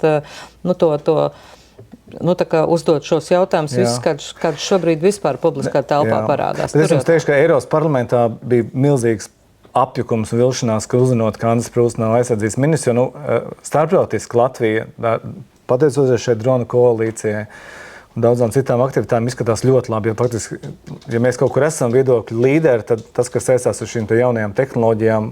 Valdības krīze pat pa sevi jau nekur neiepriecina, ja? Tas rada nedrošību, purvājas tikai palielinās, ja? Tas līdzīgi kā sapcīt ar Kaja Kallas, kas ir superzvaigzne Eiropā, bet ļoti zem vērtēta Igaunijā. Bet tāda ir politika. Igaunijā diezgan stipri daudz tas populismu virzienā. Mums tā kā likās, ka tīri saprātīgi viss tā partija virzījās. Līdz šim, noturējās tajā līmenī. Tagad, ko par jauno valdību saki? Ko tu var teikt tagad opozicionārs, bet, principā, tādā ziņā vienkārši... Tā daudz maz objektīvi. Es Andru Klubergu pazīstu diezgan ilgu laiku. Es pazīstu viņu no biznesa laikiem, kad viņš vēl vadīja Inčkēpa auto. Viņš ir cilvēks, kurš saprot skaitļus, un tādā ziņā es domāju, ka tas ir... Viņš no šīs stāsta noteikti ir liels ieguvējs. Es neredzu nevienu iemeslu, ko viņš varētu zaudēt ar šo? 5 mēneši neko jau nevar paspēt sastrādāt. Bet to pirms neuzņēmās, viņš teica, ka viņš uzņēmsies personīgu atbildību par... Es jau domāju, ka viņiem būs satiksmes ministrs. Nē, to viņi neuzņēmās. Atstāja, cik vien var vēl pasliktinot jaunās vienotības stāvokli. Tad varēs kritizēt, sēdēt ierakumos un kritizēt. Es esmu cilvēks, kurš neskopojās ar kritiku, ja tā ir pelnīta, bet es arī neskopojos arī ar komplimentiem, ja kaut kas izdevies. Es pagaidām negribu neko sliktu par šo valdību teikt. Man, protams, ir zināms viedoklis par to, vai Zaļo zemnieku savienībā vajadzētu dot zemkopības ministriju, bet tas ir, lai paliek uz Andra sirdsapziņu. Bet es domāju, ka Andrim ir labi iespējas jau parādīt kā premjeru vēl pirms vēlēšanām, kāpēc ne? Mēs, protams, būtu gribējuši būt šajā valdībā. Man liekas, ja mums tā būtu plaša koalīcija, bet, es saprotu arī, ka tad, kad ir novilcis tādas treknas, sarkanās līnijas, ir grūtās līnijas, laikam pēc tam nodzēst. Jā, ar tiem, ka tev kā konservatīvajiem būs ar vēl konservatīvākiem, jums tie nacionāļi ir vēl konservatīvāki. Tad kā tos saukt Eiropā? Mēs vispār esam Eiropā uz tādu konservatīvā gala. Jā. Mums vispār kreisu partiju, var teikt, nav valstī. Salīdzinot uz teiksim, partiju progresīvo. Tā ir populistu partija. Tas ir klasisks populisms katram kaut kas jau ir. Katra partija tā ir metode. Tā ir metode populisms. Es īstenībā no šajās vēlēšanās visvairāk uztraucos tieši par šo te suverēno varu un Stepaņenko. Jo mēs analizējām, es esmu analizējis viņas partiju, es esmu atrādis vismaz kāds 10 YouTube, TikTok cilvēks, kas vienkārši pilnu dienu strādā tikai uz šo projektu, kas ir ļoti tuvu tam scenārijam, ko mēs esam redzējuši vēlēšanās Rumānijā. Un es domāju, es ceru, ka valsts drošības dienesti pie šī strādā. Jo kurienes cilvēki var atļauties visu dienu tikai reklamēt vienu partiju un nedarīt citu darbu. Visticamāk, jau kāds viņiem par to maksā. Viņi kārtīgi izmanto šos iegūtos līdzekļus valsts. Bet viņi jau nevar par to maksāt. Viņi to dara brīvprātīgā kārtā. Jā, mēs tā teikt uztraucamies tagad par šo, bet tas vismaz daudz skaidrs. Rosļikos bija labāk redzams, līdz ar to manā izpratnē tas bija mazāk bīstams šeit Latvijas drošībai. Stepaņenko noteikti ir tādā ziņā slēptāk un bīstamāk. Bet ko tu teikt par tiem cilvēkiem, kas saka, mums jau nemaz nevajag ne Stepaņenko, ne Rosļiko, mums ir savu piektā kolona, kas saucās viss slikti. Viss slikti Latvijā, viss slikti, Latvija neizdevusies valsts, viss slikti. Tos sauc par tādu atsevišķu partiju. Vai tā nebiedē? Jo es domāju, to mēs kaut kā neredzam tā. Kā saka, šitie ir redzamāki, gan viens, gan otrs. Jā. Jo viņi ir politikā, viņiem var izsakot tā vai citādi. Jā. Tie, kas vēlas to darīt, jā, kas kaut ko vērtē. Bet ko darīt ar to lielos sociālos tīklos visbiežāk neapmierināto masu, kurus mēs varbūt pat neredzam, jo viņi nav mūsu burbuļos. Jā. Manā burbulī viņi ir bieži, var palasīt droši komentārus pie maniem postiem. Bet, viņi neiet uz vēlēšanām. Tā ir cerība, ka viņi neaizies. Uz to cerību likt nevajadzētu tas galvenais, un to es vienmēr braucot apkārt, tiekoties ar cilvēkiem, saka, ir pilnīgi vienalga, par ko jūs balsojat, vienkārši ejiet uz vēlēšanām. Jums vispār šie jautājumi uztrauc, jūs galvenais uzdevums ir aiziet un atdot vēlēšanās savu balsu. Pretējā gadījumā, var notikt tas, kas notika ar Brexit, ka daudz bija pārliecināti, ka viss būs kārtībā, tur nekādas vispār nav bažas, ka varētu būt negatīvs balsojums un ņem un izstājies no Eiropas Savienības. Tāds scenārijs arī Latvijā ir iespējams tikai pie nosacījuma, ka tie, kas iet balsot vienā brīdī, pēkšņi izdomā, ka varbūt šoreiz tas nav aktuāli, un savukārt tie, kas nebalsojuši visu šo laiku, pēkšņi aiziet uz vēlēšanām. Un tad tādas pārsteigumi var būt. Runāsim par to suverēno varu. Rīgas domas vēlēšanās viņam rādīja 2,8%, viņi dabūja 12%. Un es absolūti nebūtu pārsteigts, ja pēkšņi atklātos, ka šajās vēlēšanās viņi ir vispār vēlēšanu uzvarētāji. Uzvarētāji tomēr būs pirmā partija. Un tagad to otro vietu iespējams, ka paņems Stepaņenko, jo progresīvie. Labi, to mēs redzēsim. Mēs redzēsim. Tas atkal būs interesanti. No tiem bīstamajiem, mēs laikam visi esam padomājuši par Eiropas parlamenta deputātu krēslu, par kafijas impēriju noskaidrojumu, bet viens jautājums palika vēl sākotnēji par ģimeni, ko tikko aizgāja partijā, bija tāds jautājums, kas bija provokatīvs. Kā pret ģimeni gāja? Progresīvie. Ja ģimenē ir tik stipra zaļās partijas fundaments kā mamma Dagnija un kā brālis Andrēs, taču zaļo zemnieku fundaments. Kā jūs tiekat ar to galā? Kā spējat sadzīvot ar šo? Pie viena galda nesēdēsiet, jā? Es politikā ienācu gan necaur progresīvā partija. Bet vienalga tas bija pilnīgi pret zaļo zemnieku. Redziet, tā gadās ar tādām dažām melnām avīm ģimenē, bet Tad tu esi melnāvas ģimenes, tajā brīdī. Acīm redzot, es grūti pateikt, bet es esmu savos uzskatos bijis diezgan liberāls jau no agras jaunības. Tā kā būt starp liberāļiem un tādiem, tas ir progresīvajās partijās, tā ir mana vieta. Es tur daudz labāk jūtos nekā, es tā domāju, es neesmu bijis nekad konservatīvā partijā. Kā, bet mājās. Nav bijis tā, ka māma vai tēvs saka, tā saplēšaties par šitām politikas lietām, ka nē. Mamma ir labākais padomdevējs, un mēs, protams, ka regulāri, cik mēs dzīvojam kaimiņos, tiekamies un runājam par politiku. Viņa nav vairs aktīva politikā jau ilgas laiks. Bet brālis taču ir zaļos. Ne, brālis arī ļoti ilgi vairs nav. Ne, viņš man kāds 20 gadus vairs nav nevienas partijas. Viņš piemēlēs, viņš vienu brīdi pat parlamentārais sekretārs. Jā, bet tad viņš arī politikai teica radievs un nekad nav atgriezies. Tā kā es esmu vienīgais šobrīd dzimis politiķis. Tad strīdu šo mēs noņemam. Nav bijis, nekad nav bijis strīdu par pārliecībām, tā var teikt, par vērtībām. Šobrīd jau zaļie zemnieki varbūt uztrauc, tādos lielā bildē viņi jau nav par to, ka mums jāpievienojas Krievijai un jāmeklē tur sadarbības partneri, bet tur ir tāda īsti. Mums te tad īsti mums nav tāda pretinieka, bet redzam, ka te tās godīguma tā lieta, jā, tās morālās vērtības, kas zaļzemniekiem tā diezgan oportuniski, jā, šodien ejam tur, kur mums ir izdevīgāk, jā, kur varam rebus veidot, Es nezinu, ja jautājums bija par manu mammu, tad mana mamma nav nekādu skandālu. Es nav ne par to, bet taisni par zaļzemniekiem. Mana sarkanā līnija, jebkurā gadījumā, ir korupcija. Un ja ir korupcijas ēna, tad tur nedrīkst būt nekāda veida vispār atkāpes. Šajā ziņā, es domāju, tas ir vienīgais veids, kā vispār izveidot kaut kādu uzticību, manuprāt, starp iedzīvotājiem, starp vēlētājiem un politiku. Un, manuprāt, korupcija tāds kā lakmus papīrs. Ja mēs šeit pievaram acis, tad vairs nekam nav ticība un cerība. Šajā gadījumā, manuprāt, šis ir pirmais gadījums, ko es atceros Latvijas vēsturē, ka tiek izsaukts uz pratināšanu ministrs. Cik es zinu par šo lietu, es būtu ļoti pārsteigts, ja tas beigtos bez sprieduma. Labi, pieņemsim spriedums, bet jūs iedomājaties, cik liels melnais darbs ir izdarīts ar to, ka vispār tā morālā vērtība, ka tu vari stāties pretī prokuroram, tu politiķis var pateikt, ka viņš meloja, tad tā ir šausmīgi tāda, neusticība, tā tiesiskā vara faktiski tiek grauta, ja, ar šādu te neusticību. Un mēs redzam, ka šis cilvēks iesēžas Saeimas krēslā, saņem 3, šobrīd, ja nemaldos, 3 šo te komisiju loceklis, viņš ir tātad dubultā samaksa, viņam iznāk pat vairāk laikam, jo par komisiju tur maksā. Bet vēlēšanas pēc 5 mēnešiem. Bet vienalga, tas manuprāt, ka daudzus tas arī varētu atstumt, tādus, kas aktīvi seko politiskajam procesam. Ko es tur iešu tik un tā? Paskaties. Jebkurā gadījumā deputāts atbild primāri savu vēlētāju priekšā. Tur 5 partijas viņu atbalstīt, arī tie, kas tagad ir pie varas vai kā, visi viņu atbalstā. Tad visi 4 atbalsta, jo ļauj man tur sēdēt. Ja? Kas man atliek, pirmā partija, tur pasties, cik forši runā. Labi, kādu atbildi man tiek sagaidīta? Neko, es vienkārši saku, es domāju, ko tu saki, vai nav bažas par šo? Man bažas par to, ka vienkārši tas vēl vairāk cilvēks nonivelēs un vēl vairāk pazaudēs ticību neies uz vēlēšanām. Tieši tā, tas ir tas, kas to es arī Jā, un tas ir tas, uz ko es domāju, ka cer arī tie, kas aktīvi ies uz vēlēšanām, arī iespējams arī tie paši suverēnās varas atbalstītāji.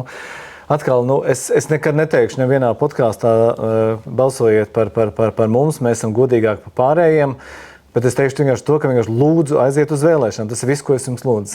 Vienalga, kāda būs jūsu izvēle, neļaujiet kādam citam izdarīt to izvēli jūsu vietā. Tas arī viss man ziņa. Es domāju, ka vēlētājs ir pietiekami gudrs un prātīgs, un ka viņš pats izdarīs. Un kas ir interesanti, ka vienmēr vēl pirms vēlēšanām tie vēlēšanu tās socioloģijas ir vienas, bet tad kaut kā pašā pēdējā brīdī vienmēr atkal viss sakārtojas un saliek savā vietā, tā ka es ļoti ticu, ka mums... Socioloģija, kā saka, šobrīd ir gan sociologi, gan politologi Latvijā saka, ka mēs nevaram uzticēties, jo patiesībā tāda īsta pētījuma nav. Mēs pat savā jomā skatāmies, ka viņi ir, kas maksā, tam arī pētījumu uzstājas tā kā vēlme. Ja, un bieži vien mēs varbūt šeit tā reitinga tabulai tur faktiski būtu jāsako līdzi, jo tie procenti ir tādi, ka viņi uz augšu vai uz leju kāds krīt, bet tam procentu likmēm tām tur īsti nevar ticēt, to arī saka politologi, ka ļoti rūpīgi ir jāanalizē to, kas šīs reitinga tabulas. Jā. Šobrīd ar to ir ļoti liels problēmas, jo ļoti dārgi un īsti uzticēties viņām nevar. Tāds ir tas stāsts. Jā. Manuprāt, tendence viņas parāda ļoti precīzi tomēr. Tomēr parādās, jā. Labi, redzēsim pēc vēlēšanām. Tad ir jautājumi mazliet par, te vēl kolēģi jautāja par birokrātiju. Puķīt, varbūt pajautā savu jautājumu, es īsti nesapratu, kas tiek jautāts. Mēs deputātam Andrim Jamuliņam uzdevām jautājumu, ko viņš gribētu pavaicāt Staķa kungam, kas būs nākošais viesis, un viņš teica, ka varētu par to birokrātiju pavaicāt, varbūt. Vai to var kaut kā mazliet? Jā. No Briseles augstumiem tagad skatoties, es saprotu, ka birokrātiju mēs esam pārspīlējuši paši, nevis kāds mums to ir uzspiedis. Jā, absolūti. Un es domāju, ka šajā ziņā šī birokrātijas apkarošanas grupa, kas ir savu darbu uzsākusi, es domāju, ka šis ir tas virziens, kurā visvairāk vajadzētu trakt. Un tas ir lielā mērā no tādas paradigmu domāšanas. Ja, piemēram, Nīderlande ir uzlikusi tādu uzstādījumu, kā mēs izpildīsim to minimumu, ko mums uzliek.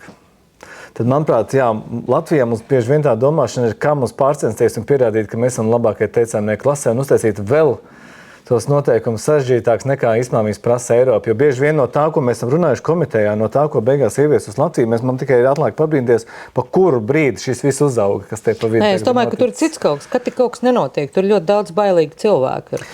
Un šis ir tas pa perimetru, kur ir salikts katrā perimetra vietā. Varbūt tur būs caurums žogā, ja tur pie katra žoga cauruma jāpieliek kāds.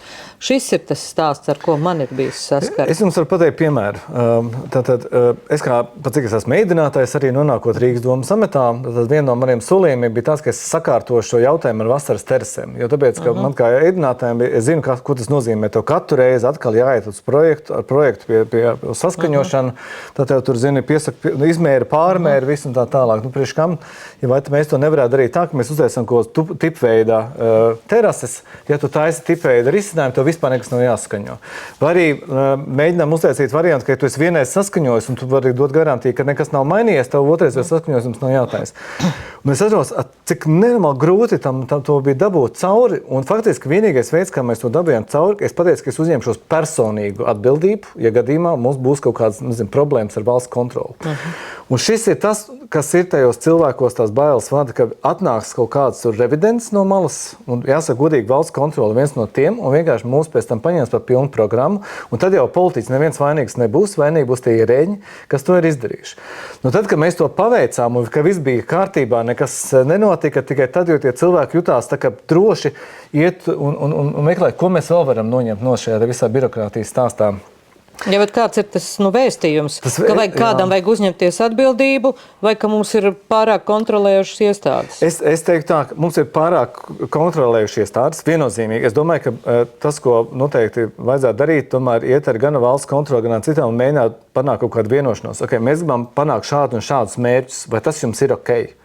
Vai jūs piekrītat, ka ja mēs iesim, tad mums pašiem pēc tā nebūs problēmas? Es minēšu vēl vienu piemēru. Pie manis atnāk viens uzņēmējs, kurš ir uzvarējis konkursā, bet kaut kādu iemeslu dēļ šo te līgumu pazaudējis.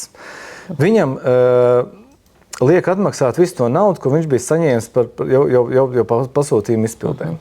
Pilnīgi muļķīgs case, protams, ka pirmajā tiesa instancē Rīgas doma zaudējis, otrajā zaudējis. Viņš tā pie manis, viņš saka, Mārtiņ, man šito nevajag. Es negribu tiesāties ne ar domu, un arī jums to nevajag. Un es saku, es dzirdu loģiku, es pastāvu juridisko pārvaldu, es saku, neejam uz to trešo instanci. Viņi teica, ja mēs neiesim uz trešo instanci, mums momentā būs... zaudējums radījuši. Jā, mums vēl pateiks, ka mums to zaudējums piedzīs, jo mēs neesam gājuši pakaļ naudai, un mēs aizgājām uz trešo instanci, un ir trešajā instancē pazaudējām. Lūk, un es domāju, vai tad tiešām nav iespējams šeit panākt kaut kādu vienošanos, ka nedaram to. Mums bija vairākas tikšanās gan ar to pašu valsts kontroli, gan ar, piemēram, mums ir Rīgas pieminekļu šis kultūra mantojuma pārvalde, kurā mēs nevis tā, ka dari un tad saproti, sodīs vai nesodīs, bet ej pie viņiem jau tagad proaktīvi ar ideju un saka, man ir šāda ideja. Vai jūs to laidīsiet cauri, vai jūs tur redzat loģiku, vai mums pēc tam nebūs problēma ar to, ka jūs teiksiet, ka mēs esam kaut ko izdarījuši pret likumu. Un viņi īstenībā bija ļoti saprotoši šajos jautājumos. Es domāju, ka tā politiskā līderība šeit vajadzētu, lai birokrātija mazinātu, patiesībā iet un šīs te vienošanās meklēt.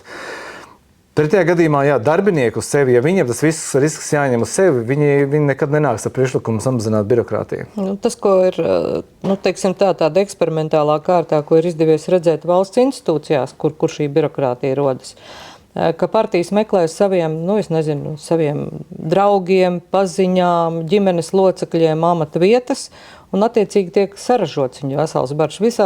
Visās institūcijās, visādās inspekcijās, visādās padomēs, kaut kur var redzēt, ka ir tāda, darbinieki nekas, jauni cilvēki ar ļoti labām algām, puspriekšnieki, priekšnieku vadītāji, virzītāji, pusmenedžeri. Un ir milzīgi liela šie Es domāju, ka ir uzpūsts Jā, ir uzpūsti šie aparāti. Bet es to nevaru apstiprināt. Jo tas ir tā žurnālistu iekšējais, ko mēs esam tos eksperimentus, kur ir veikuši. Tā visa doma, piemēram, Rīgas doma turējās burtiski uz kādiem 300 vienkārši vājprātīgi smagi strādājušiem darbiniekiem, kas vienkārši nes uz saviem pleciem visu ārā. Un ja viņiem vēl pateikt, ka jums nebūs nekādas piemaksas, es domāju, viņi uzmestu atlūgumus galam pateikt brīvi. Bet vienlaicīgi tomēr ir kritika arī taisnība par to, ka, piemēram, kādam politiķim ir jauna ideja. Uztaisam jaunu nodaļu, kas, teiksim, tur, nezinu, kontrolēs kaut ko vai to. Politiķi nomainās, tā ideja vairs nav aktuāla, bet departaments jau tos cilvēkus vaļā negrib laist, jo viņš dabūjis sev nodaļu. Barotnīti, jā. Jā, labi, neteiksim barotni, vienkārši tie cilvēki ir, un šeit gan mēs gājām cauri un vienkārši ravējām visu ārā savā laikā. Un mans princips ar departamentu vadītājiem bija tāds, jo es teicu, ka darbinieki vislabāk redz, kur ir birokrātija, un viņi zina, kā to novērst. Ja viņi nāca pie manis ar budžetu pieprasījumu, piemēram, mēs gribam 5%, lai mums palielina budžetu, atnāciet un parādiet, kur jūs varat ietaupīt. Ja jūs ietaupīsiet, es jums iedošu visu, ko jūs ietaupījāt, plus tieši tādu pašu summu klāt. Un tas ļoti labi strādā. Burkāns. Jā, gan pātā, gan burkāns. Savukārt tiem, kas atnāca un pateica, viņi neredz, kur viņi varētu mazināt birokrātiju, ietaupīt naudu, es arī naudu klāt vienkārši nedevu. Un atkal no tādas politiskās līdības, es domāju, šo birokrātijas mazināšanu šādā veidā var panākt. Bet tas primārais, es domāju, mums vajag sist pa pirkstiem, ka mēs paši aizraujamies ar lietām, ko Eiropa nekad nav prasījusi darīt. Mēs te redzējām par birokrātiju. Tagad domas vadība ir jūsu partijas pārziņā, bet mēs redzam, ka mums te tāds darbonis vietējais, kas gribēja te direktorātus sataisīt pilsētas domē, tur tādu padomīti un, kā saka, palīdzēja radīt to briesmīgu atmosfēru, kas iepriekšējā domas sasaukumā bija. Rīgas domas direktorātu vada. Jums tur arī ir izveidots Rīgas domē jauns departaments, tur direktorāts tagad pat ir. Direktorāts un direktoru vadītājs arī šis pats cilvēks, politehnologs, kas mums te dažām citām partijām ir bijis diezgan interesanti. Kā to var apklusināt? Par ko ir runa? Par ko runa? Aizkadrā pateikšu vārdu uz vārdu. Bet, droši vien, ka vietējie jau zina, tāds Jānis Tomels, kas te darbojās kas tā bija pa partiju sākotnēji, bija ar Ragras Zvaigznes kalnu, viņš bija tā, ka viņam palīgs un politehnologs tālāk ar neatkarīgo šo te partiju un zaļiem zemniekiem un veidoja te domas tādu direktoru padomu vēlējās veidot ar īpašām amatu pilnvarām un tiesībām un ar slepu lietām pret žurnālistiem, ar tiesvedības procesiem, godīgiem un negodīgiem. Tagad viņš vada jums direktorātu. Ir izveidots īpašs departaments. Tas man ir jaunums, es par tādu nezinu. Bet kur es raktu? Es noteikti neraktu tajā virzienā, kas ir darbinieku vienkārši masveida atlaišanas. Es raktu virzienā mākslīgais intelekts. Jo tur ir 100 darbinieku, es par Rīgas domu, tāpēc, ka es to zinu, kuri, piemēram, visu dienu sēž un drukā piegādā iedzīvotāju vēstulēm atbildes uz 2-3 lapām. Es eksperimentu kārtā parādīju, kādā veidā es vienkārši tam ChatGPT vienkārši uzdevu jautājumu, izanalizēju man lūdzu 5 atbildes un uzrakstu šo vēstuli atbildes. Un viņš uzrakstīja vienkārši nevainojumu vēstuli. To viņš dara, jā. Un tas pats ir arī iedzīvotāju pusē. Iedzīvotāji pateica arī savus iesniegumus šobrīd var uzticēt mākslīgiem intelektam. Un tur gan es redzu, kur mēs varētu samazināt izmantojot mākslīgo intelektu. Tad jau parasto šai te domas vēstuļu nodaļu, tā teikt, kas nodarbojas 2 IT speciālisti. Mākslīgā intelekta dresētāji, tā varētu teikt, jo patiesībā viņiem vajadzētu pašiem pārzināt valodu, lai varētu pārlasīt. Skaidrs, bet viņš viņu nevis drukā pats un raksta, bet viņam uzdrukā un tikai pasaka, vai tev patīk, ja nepasaka, ko viņam izmainīt. Un tu nevis vienu vēstuli raksti 2 stundas, bet varbūt 2 stundās uzraksti 10 atbildes, un tas jau ir, tā ir darba efektivitāte. To jau es domāju, ka tagad visi izmanto, tas jau es par to neesmu drošs. Es tā ļoti ceru, ka izmanto. Es skatos uz Eiropas parlamentu to ierēģņu armiju, kas sēž un drukā, ko mēs runājam, kas tad protokolē. Lai gan to sen jau var izdarīt mākslīgais angliski noteikti, viņš uzreiz drukā. Visās valodās uzreiz. Latviešu švaki vēl pagaidām. Es negribu reklamēt šo aplikāciju, bet pasaka, kura jau mēs mokāmies. Wave, mums ir Wave. Mēs ar kādu citu strādājam ar šo transkribējumu. Maksas aplikācija, bet mums ir maksas. Mēs arī izmantojam maksas, bet vienalga vēl ir stipri vien ir tam jāsēž klāt, lai to pārveidot. Latviski vēl nav, jo tas nav tā izdevies tik labi. Jā, mācās, es ļoti arī ceru, ka mācās. Mums palika pēdējais, nezinu, vai mēs iekļaujamies laikā, neredzu šobrīd pulkstenis ir, vai mēs iekļaujamies laikā par politiku. Tā kā apgalvo, ka tomēr nestartēs vēlēšanās, tad arī visus šos te politiķu jautājumus mēs jau par politiku pamatā arī runājam. Mazliet par Tukumu.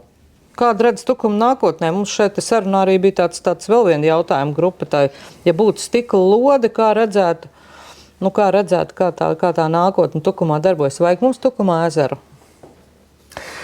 Manuprāt, Tukumam vajag jaunu sloganu. Latviski. Tad tas slogans, jaunu saukli. Man patīk, man viņš liekas simpātisks uz Tukums, bet man jāsaka godīgi, es vienmēr uzdodu jautājumu, un ko viņš pa mums pastāsta? Tā kā smuka pilsētiņa vai, nezinu, smuka ļaudis šeit ir. Smuks ir vienkārši un svēts arī tāds vācu valoda, ģermānisms, barbarisms. Tad pēc piemēram skatos uz citām pilsētām, Sigulda, kas piemēram sev pozicionē caur šiem operas svētkiem. Mēs esam, kur kultūras pilsēta un CS, piemēram, caur šo festivālu Lampa, kas organizē, un mēs esam tāda demokrātijas arī citadela. Tad, manuprāt, es ļoti gribētu, lai Tukums arī sevi nopozicionētu. Kur tu redzi? Man nav šobrīd kādas gatavas idejas, bet es domāju, ka es noteikti skatītos attiecībā par uzņēmējdarbību, jo tomēr no arī ar pašu Ramoliņu Andru runājot, manuprāt, Tukums ir uzņēmējiem draudzīga pilsēta. Es nezinu, ko viņš mums intervijā teica. Viņš teica, ka šobrīd ir. Jā, un tomēr tas arī Rīgas tuvums, un es domāju, šeit ir iespēja, kā saka, pārvilināt kaut ko varbūt uz Tukumu.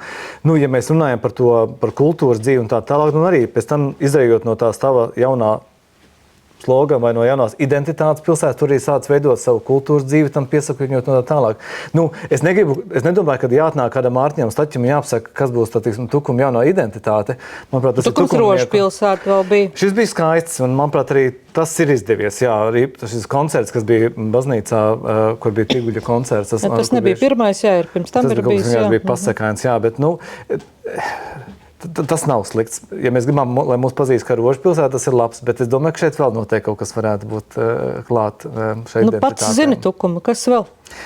Karjera. Mums tēma jau ir vairākas nedēļas karjera, ka mums te pamazām Tukums pārveidojas sakarā to, ka tās iegulas mums ir, mūsu spožums un posts. Latvijas likumdošana nav līdz galam sakārtot, līdz ar to mums ir pietiekami liela pelēkā zona, ir tā saucamie nelikumīgie. Var, ja tev 5 hektāros, tad tu var skaitās, saucās, ka tu rodas dīķi. Ja? Un attiecīgi, ja no drona augšas paskatās, tad te Smārdes, Lampe, Degola, Jaunpils, Jaunsāti, tad diezgan tāda mēnesa ainava. Un turklāt uz 35 gadiem vismaz, ja rekultivēs, ja neaizlaidīsies, jo paliek nerekultivēt. Un ir valsts iegula, kas ir Cēra, kur ir 93 hektāri šādu pašu mēnesi ainavu. Es apsolos par šo padomāt. Varbūt, ja man būs laba ideja, es nāku šeit priekšlikumu, kas varētu būt jaunā identitāte, bet es gribētu, lai mūžam nepaliktu uz Tukumu pēc smukuma. Vēl trešais mums ir tā teikt, mēs tā kā tāda daba un piejūra, ja, bet tāpat laikā visi lēmumi, kas saistīti ar dabas aizsardzību, te neiet cauri. Es izvēlējies esmu Tukumu kā savu nākotnes dzīves vietu, ne tāpēc, ka es esmu varbūt tik daudz tukumnieks, cik daudz tā, ka man ļoti patīk tas, ka es varu stundas laikā būt Rīgā. Un faktiski, jau ar jauno vilcienu pat ātrāk nekā stunda. Ar vilcienu brauc? Ja sanāk, tad ar vilcienu, jā. Bet mums ģimene ir viena mašīna, tāpēc mums ir jādala. Bet, jā. Tad, respektīvi, šis ir, manuprāt, milzīga priekšrocība Tukumu, ko noteikti var kaut kā izmantot. Tāpēc es domāju, šī ir ideāla vieta, kur dzīvot, jo es iedomājos, ja man būtu no Rīgas uz laukiem jābrauc 2 vai 3 stundas, es droši vien, ka paliktu Rīgā dzīvot. Bet, ja tas ir tikai stundas laikā, tu jau esi faktiski pilnīgi jau skaistā zaļā vidē, tuvu jūrēm vispārēt, man tas kaut kā ļoti uzrunā. Bet tad to nepietiek, vajag vēl kaut ko klāt. Nepietiek, jā. Un kā tos cilvēks dabūs? Viens no jautājumiem arī bija, ka visur Tukumā tāpat trūks cilvēku, un patiesībā mazie biznesiņi droši vien neizstaigāja cauri pilsētai. Tāds šis pavasars bija tāds, viena vieta aizvarās, otra vieta, kas visus šos neatkarības gadus ir bijis. Ja, tur sīki kā veikaliņi, ja, bet ārkārtīgi ietekmē ikdienu. Nav vairs auduma veikala, nav, ja šūšanas piedaruma veikala nav, lai gan 3 bija. Ja. Kafejnīciņas nevar pastāvēt viena pēc otras aizvarās. Ja. Kioskiņš nevar atvērties. Vienkārši nav cilvēku. Es arī saprotu, ka nav cilvēku. Mainījušies paradumi ir arī ļoti. Briselē arī šobrīd var veikals viena pēc otras, lai gan tā ir ļoti strauji augoša pilsēta. Ja vienkārši paskatieties, cik ir atvērušies jauni pakomāti pilsētā. Katrs jauns pakomāts ir -1 veikals. Arī varētu būt, jā. Tā tas vienkārši ir, jo cilvēki pasūta internetā.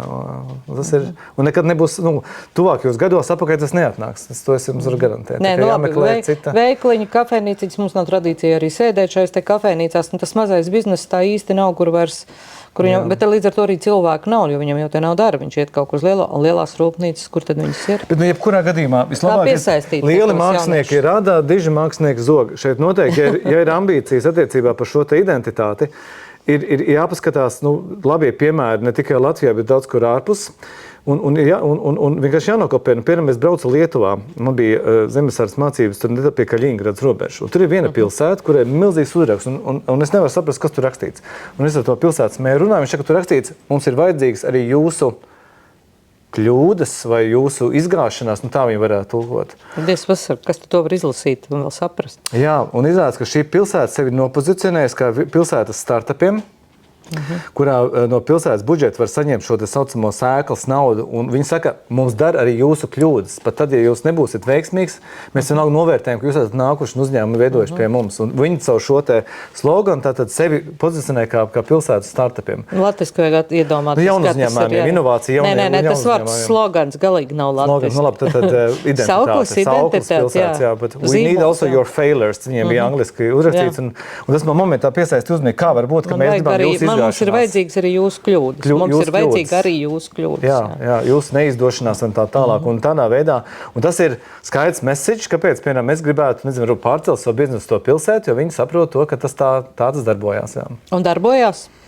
Inovācija biznesa ir nevis kā kafijas aparāts, kur iemet monētu un saņem kafiju, bet kā spēļu automāts. Tu vari ielikt visu un nedabūt neko. Un tu vari arī ielikt vienu monētu un izcelt lielo balvu. Tādas darbojās. Un tāpēc arī vajag šīs kļūdas, kurā tu 8 idejas izmet ārā un 9 nostrādā. Labi, bet skaidrs, tas ir saistīts jautājums ar šo, bet tāds it kā vienkāršāks mēs te arī prasījām politiķiem. Kas jādara, lai tos cilvēkus te pievērstu? Ka viens saka, vajadzētu vairāk maksāt, vairāk piedzimšanas naudu, lai te bērnus un jaunās ģimenes, bet otrs saka, vajadzētu mājokļus. Trešais saka, kāda jēga no mājokļiem, ka viņiem ir tik dārga cena, uzņēmēji vienojušies ar domu, ka augstas šīs te īres cenas jāpaceļ, līdz ar to jaunā ģimene to nevar atļauties. Ja? Uzcels te tagad 150 dzīvokļus, kas to varēs nopirkt? Nebūs jau te, kas ir tas? Trešais saka, ka vajag jauniešiem biļeti pavelti uz skolām, ka brauc mācīties uz Rīgu, ka vilcienu biļetes, lai doma apmaksā. Ko tu saki? Manuprāt, viss ir labas idejas. Man kā bijušajiem pilsētas mēnedošiem nebūtu labi mācīt šīs pilsētas vadību, ko darīt ar pilsētu. Absolūti, ne, tas nav par mācīšanu, tas ir mēs jautājumi, visiem jautājumi. Bet šis ir lielais jautājums, kuru vienkārši es ļoti ceru, ka tāds jautājums ir uzdots, un kas ir mūsu identitāte un kā mēs gribam, lai citi mūs redz. Un varbūt žurnālisti, varbūt tie, kas arī šo jautājumu lielo uzdod. Mēs tikai mudinām visu laiku. Mēs mēģinām izvilkt no Mārtiņa ideju šobrīd. Varbūt ir kāda ideja, jo tomēr tas ir zināmā mērā skats no malas. Labi, man apsolu vēl vienu interviju, es apsolu par šo padomāt un nākt ar saviem priekšlikumiem. Intervijas kaut jau kad tik tu te būtu, mēs pasies mēnesi nevarējām vienoties. Piemēram, Bristolas piemērs man ļoti patīk, ka Bristola, kā viņi risināja tukšo skatlogu jautājumu. Pilsētā vienojās ar māju īpašniekiem, īrēja par ļoti simbolisku maksu un deva šīs telpas uzņēmējiem bez maksas. Un viņiem nebija jāmaksā īri. Vienkārši tie, kas tukši stāv, jā? Jā, tie, kas stāvēja tukši, faktiski pilsētā maksāja īri. Tas bija, vai arī tu vari saņemt, piemēram, noteiktu grantu par to, ka tu šo skatlogu atjauno, uztais viņu skaistu. Tikai skatlogu, tu neko iekšā nedarīt, tur var tikai atjaunot, jā? Tur bija konkrētā programma, darbojas, mēs viņus Rīgā arī mēģinājām ieviest. Tad bija, ka, ja tev jau ir esošs skatlogs, mēs gribam, lai viņš ir skaists, tu var saņemt finansējumu. Vai otrviens, ja šīs telpas ilgstoši stāv tukšas, tad pilsēta viņas var izīrēt par kaut kādu noteiktu simbolisku cenu un atdot viņu, piemēram, apakšīrē, bet pavēlti, piemēram, pirmos 2 gadus tu nemaksā, ko te nāc mēģini izveidot savu mazo kafēnīciņu vai neko, jo liela sev izmaksas nebūs, mēs īri paņemsim uz sevi. Es saku, tad, kad es braucu uz dažādiem pilsētu šiem samitiem, kur mēri dalījās šiem idejām, tur tikai sēd un spēj tik pierakstīt šīs idejas un ieviest viņas tukumā, tā ka tas viss ir izdarāms. Aha. Par to ezeru mēs palikām. Kur tas ir pievienotavs, tur ezera? Jā, par šito pašu, kas te pilsētā. Tas taču ir ilgstoši, tas ir zaļo zemnieku karoks, kas ir kopš viņi te nāca arī šeit vietējo, kad jārok tas ezers atkal jāatjauno. Un tāda plāna arī ir. Cik tas ir, tu arī zini, cik tas ir racionāli. Bet kāpēc ne? Bet dārgi. Bet ziniet kā, paskatīsimies uz Melngalvu namu Rīgā. Melngalvu namu uzcēla laikā, kad Latvijai vispār nebija naudas. Un tas ir atjaunoja, jā. Atjaunoja, jā. Nu, viņi šo repliku jau uzbūvēja. Nu, faktiski uzbūvēja, neatjaunoja, jo viņš jau bija no nulles, vai ne? Bet tas bija tik svarīgi sabiedrībai, ka mēs spējam kaut ko lielu kopīgi paveikt arī tad, kad mums naudas nav un atkal atjaunot mūsu pēli. Ja, piemēram, Tukuma ezers tiek uzskatīts par tādu mūsu pašcieņas un pašnoplumu jautājumu, kāpēc neuztaisiet neatjaunot ezeru? Kultūras nams mums ir pašcieņas jautājums, kas atkal ir nedabūjis naudu no valsts. Nu, tas tā nav mūsu viedokļa, jā. Tas ir tāds no arhitektūras piemineklis, kas iet kā absolūti postā brīvības laukums. Vajadzēja rakt, nevajadzēja rakt. Es nezinu, es tiešām nezinu. Es neņemiet ļaunā, bet es esmu šobrīd ar vienu mazo kājas pirkstiņu apakaļ Tukumā. No vienu kāju droši nesmu, bet visu vēl neesmu. Es izstaigājos Tukumu. Man es kādreiz biju klāta, ka atjaunoju uz Trūklaku. Manuprāt, tas bija Tukuma gadsimta notikums. Man ļoti patīk. Mēs pārsvarā pa turieni dzīvojām, mēs šeit skolā mācoties. Pēdējā laikā es redzēju, ka viņš bija patukšs. Tas nozīmē, ka droši vien, ka vajadzēja kaut ko pamainīt, jā, lai tur atkal būtu dzīvība. Kāpēc ne? Bet kas tur ir paredzēts, es godīgi sakot, neesmu izpētījis. Racionālais pamats bija apakšā, lai komunikācijas varētu sakārtot. Te jau nav kārtīgi ne elektrība, ne viss cits pārējais. Tā rekonstrukcija droši vien, jo viņi jau stāvēja uz vecās Shell benzīna, Trūklaka darbojās uz vecās Shell benzīna stacijas šo te rezervuāru. Okay. Jo tā mazā sēnīte, tā ir Shell stacija, kas ir gadsimta sākuma, pagājušā gadsimta sākuma. Shell pirmais benzīntanks Tukumā. Tāpēc tas darbojas. Tukumā vajag savu centru. Droši vien tā ir tā tomēr centra vieta, kur viss var pulcēties un kaut ko tā nebūs darīt. Tume, jā? Nē, Tume tā nebūs, jā? Jā, bet pilsētā. Tukumām ir savs Tukuma centrs, ka mēs varam teikt tāda vieta, kur svinēt. Mums viņš laiku, kur tā mašīna liekas staigā, tā nav? Tagad, jā, tā ir brīvs laukums parks. Tagad no parka aizbrauc, jā, no Pauzerpļavām, tagad aizbrauc pie Domas. Pēdējā svinība vieta. Bet, tur arī tāda, tas ir tas 90. gadu posts, kad paļāva pilīti, paļāva šeit centrā iebūvēt ledushallu un Rimiju, un šīs patiesībā pilsētas centrā, gan arī sarkanajā zonās, ļāva iebūvēt rūpniecisko centru. Jā, tas ir tas. Tā ir tā gadsimta sākuma, droši vien, jā. Bet sarunāts, es sagatavošu 10 labākās idejas, kuras es nošpikošu no citām pilsētām un piedāvāšu tās Tukumam, labi? Sarunāts, kad mēs to varētu, kad tas būtu vajag, lai vēlēšanas beidzās? Kā jūs teiksiet, tā es darīšu. Un tad nebūs jau nākošās, kad Eiroparlaments nākošais. Tu starties uz nākošajām Eiroparlamentu vai tomēr te palīdzēs? Tu saki, ka te neies tagad. Uz Saeimas vēlēšanām tu neies. Jā, nākamās vēlēšanas ir Eiroparlamentu, kuram tur jāpieņem lēmums. Man liekas, ka Eiroparlamentu varētu būt 29. gadā kopā ar pašvaldības vēlēšanām. Jā, tā viņas arī ir, jā. Tad vai no pašvaldība, vai no Eiropa. Jā. Jo šitām vairs nepaspēs. Tu solīji, ka tu neies. Mēs tad varēsim publicēt. Jā, jo mums ir nākoša nedēļa tādā gadījumā jāpagūst publicēt, jebkurā gadījumā ar politiķi, jo, tu esi progresīvais, ja tā kā ir. Jā. Līdz ar to mums ir ātri jāpaspēj nākošajā laikrakstā jau būs. Jā, es atbalstīšu savus kolēģus, kā varēšu, bet manu vārdu jūs neatradīsiet. Jā, mēs redzam, jau ir, jā. Labi, biļetenā nebūs, jā. Jā. Paldies tev, Mārtiņ, par sarunu. Vēl jau daudz ko gribējās uzzināt. Interesanti bija ar tevi sarunāties. Es ceru, ka mūsu klausītājiem arī un lasītājiem arī būs interesanti. Paldies.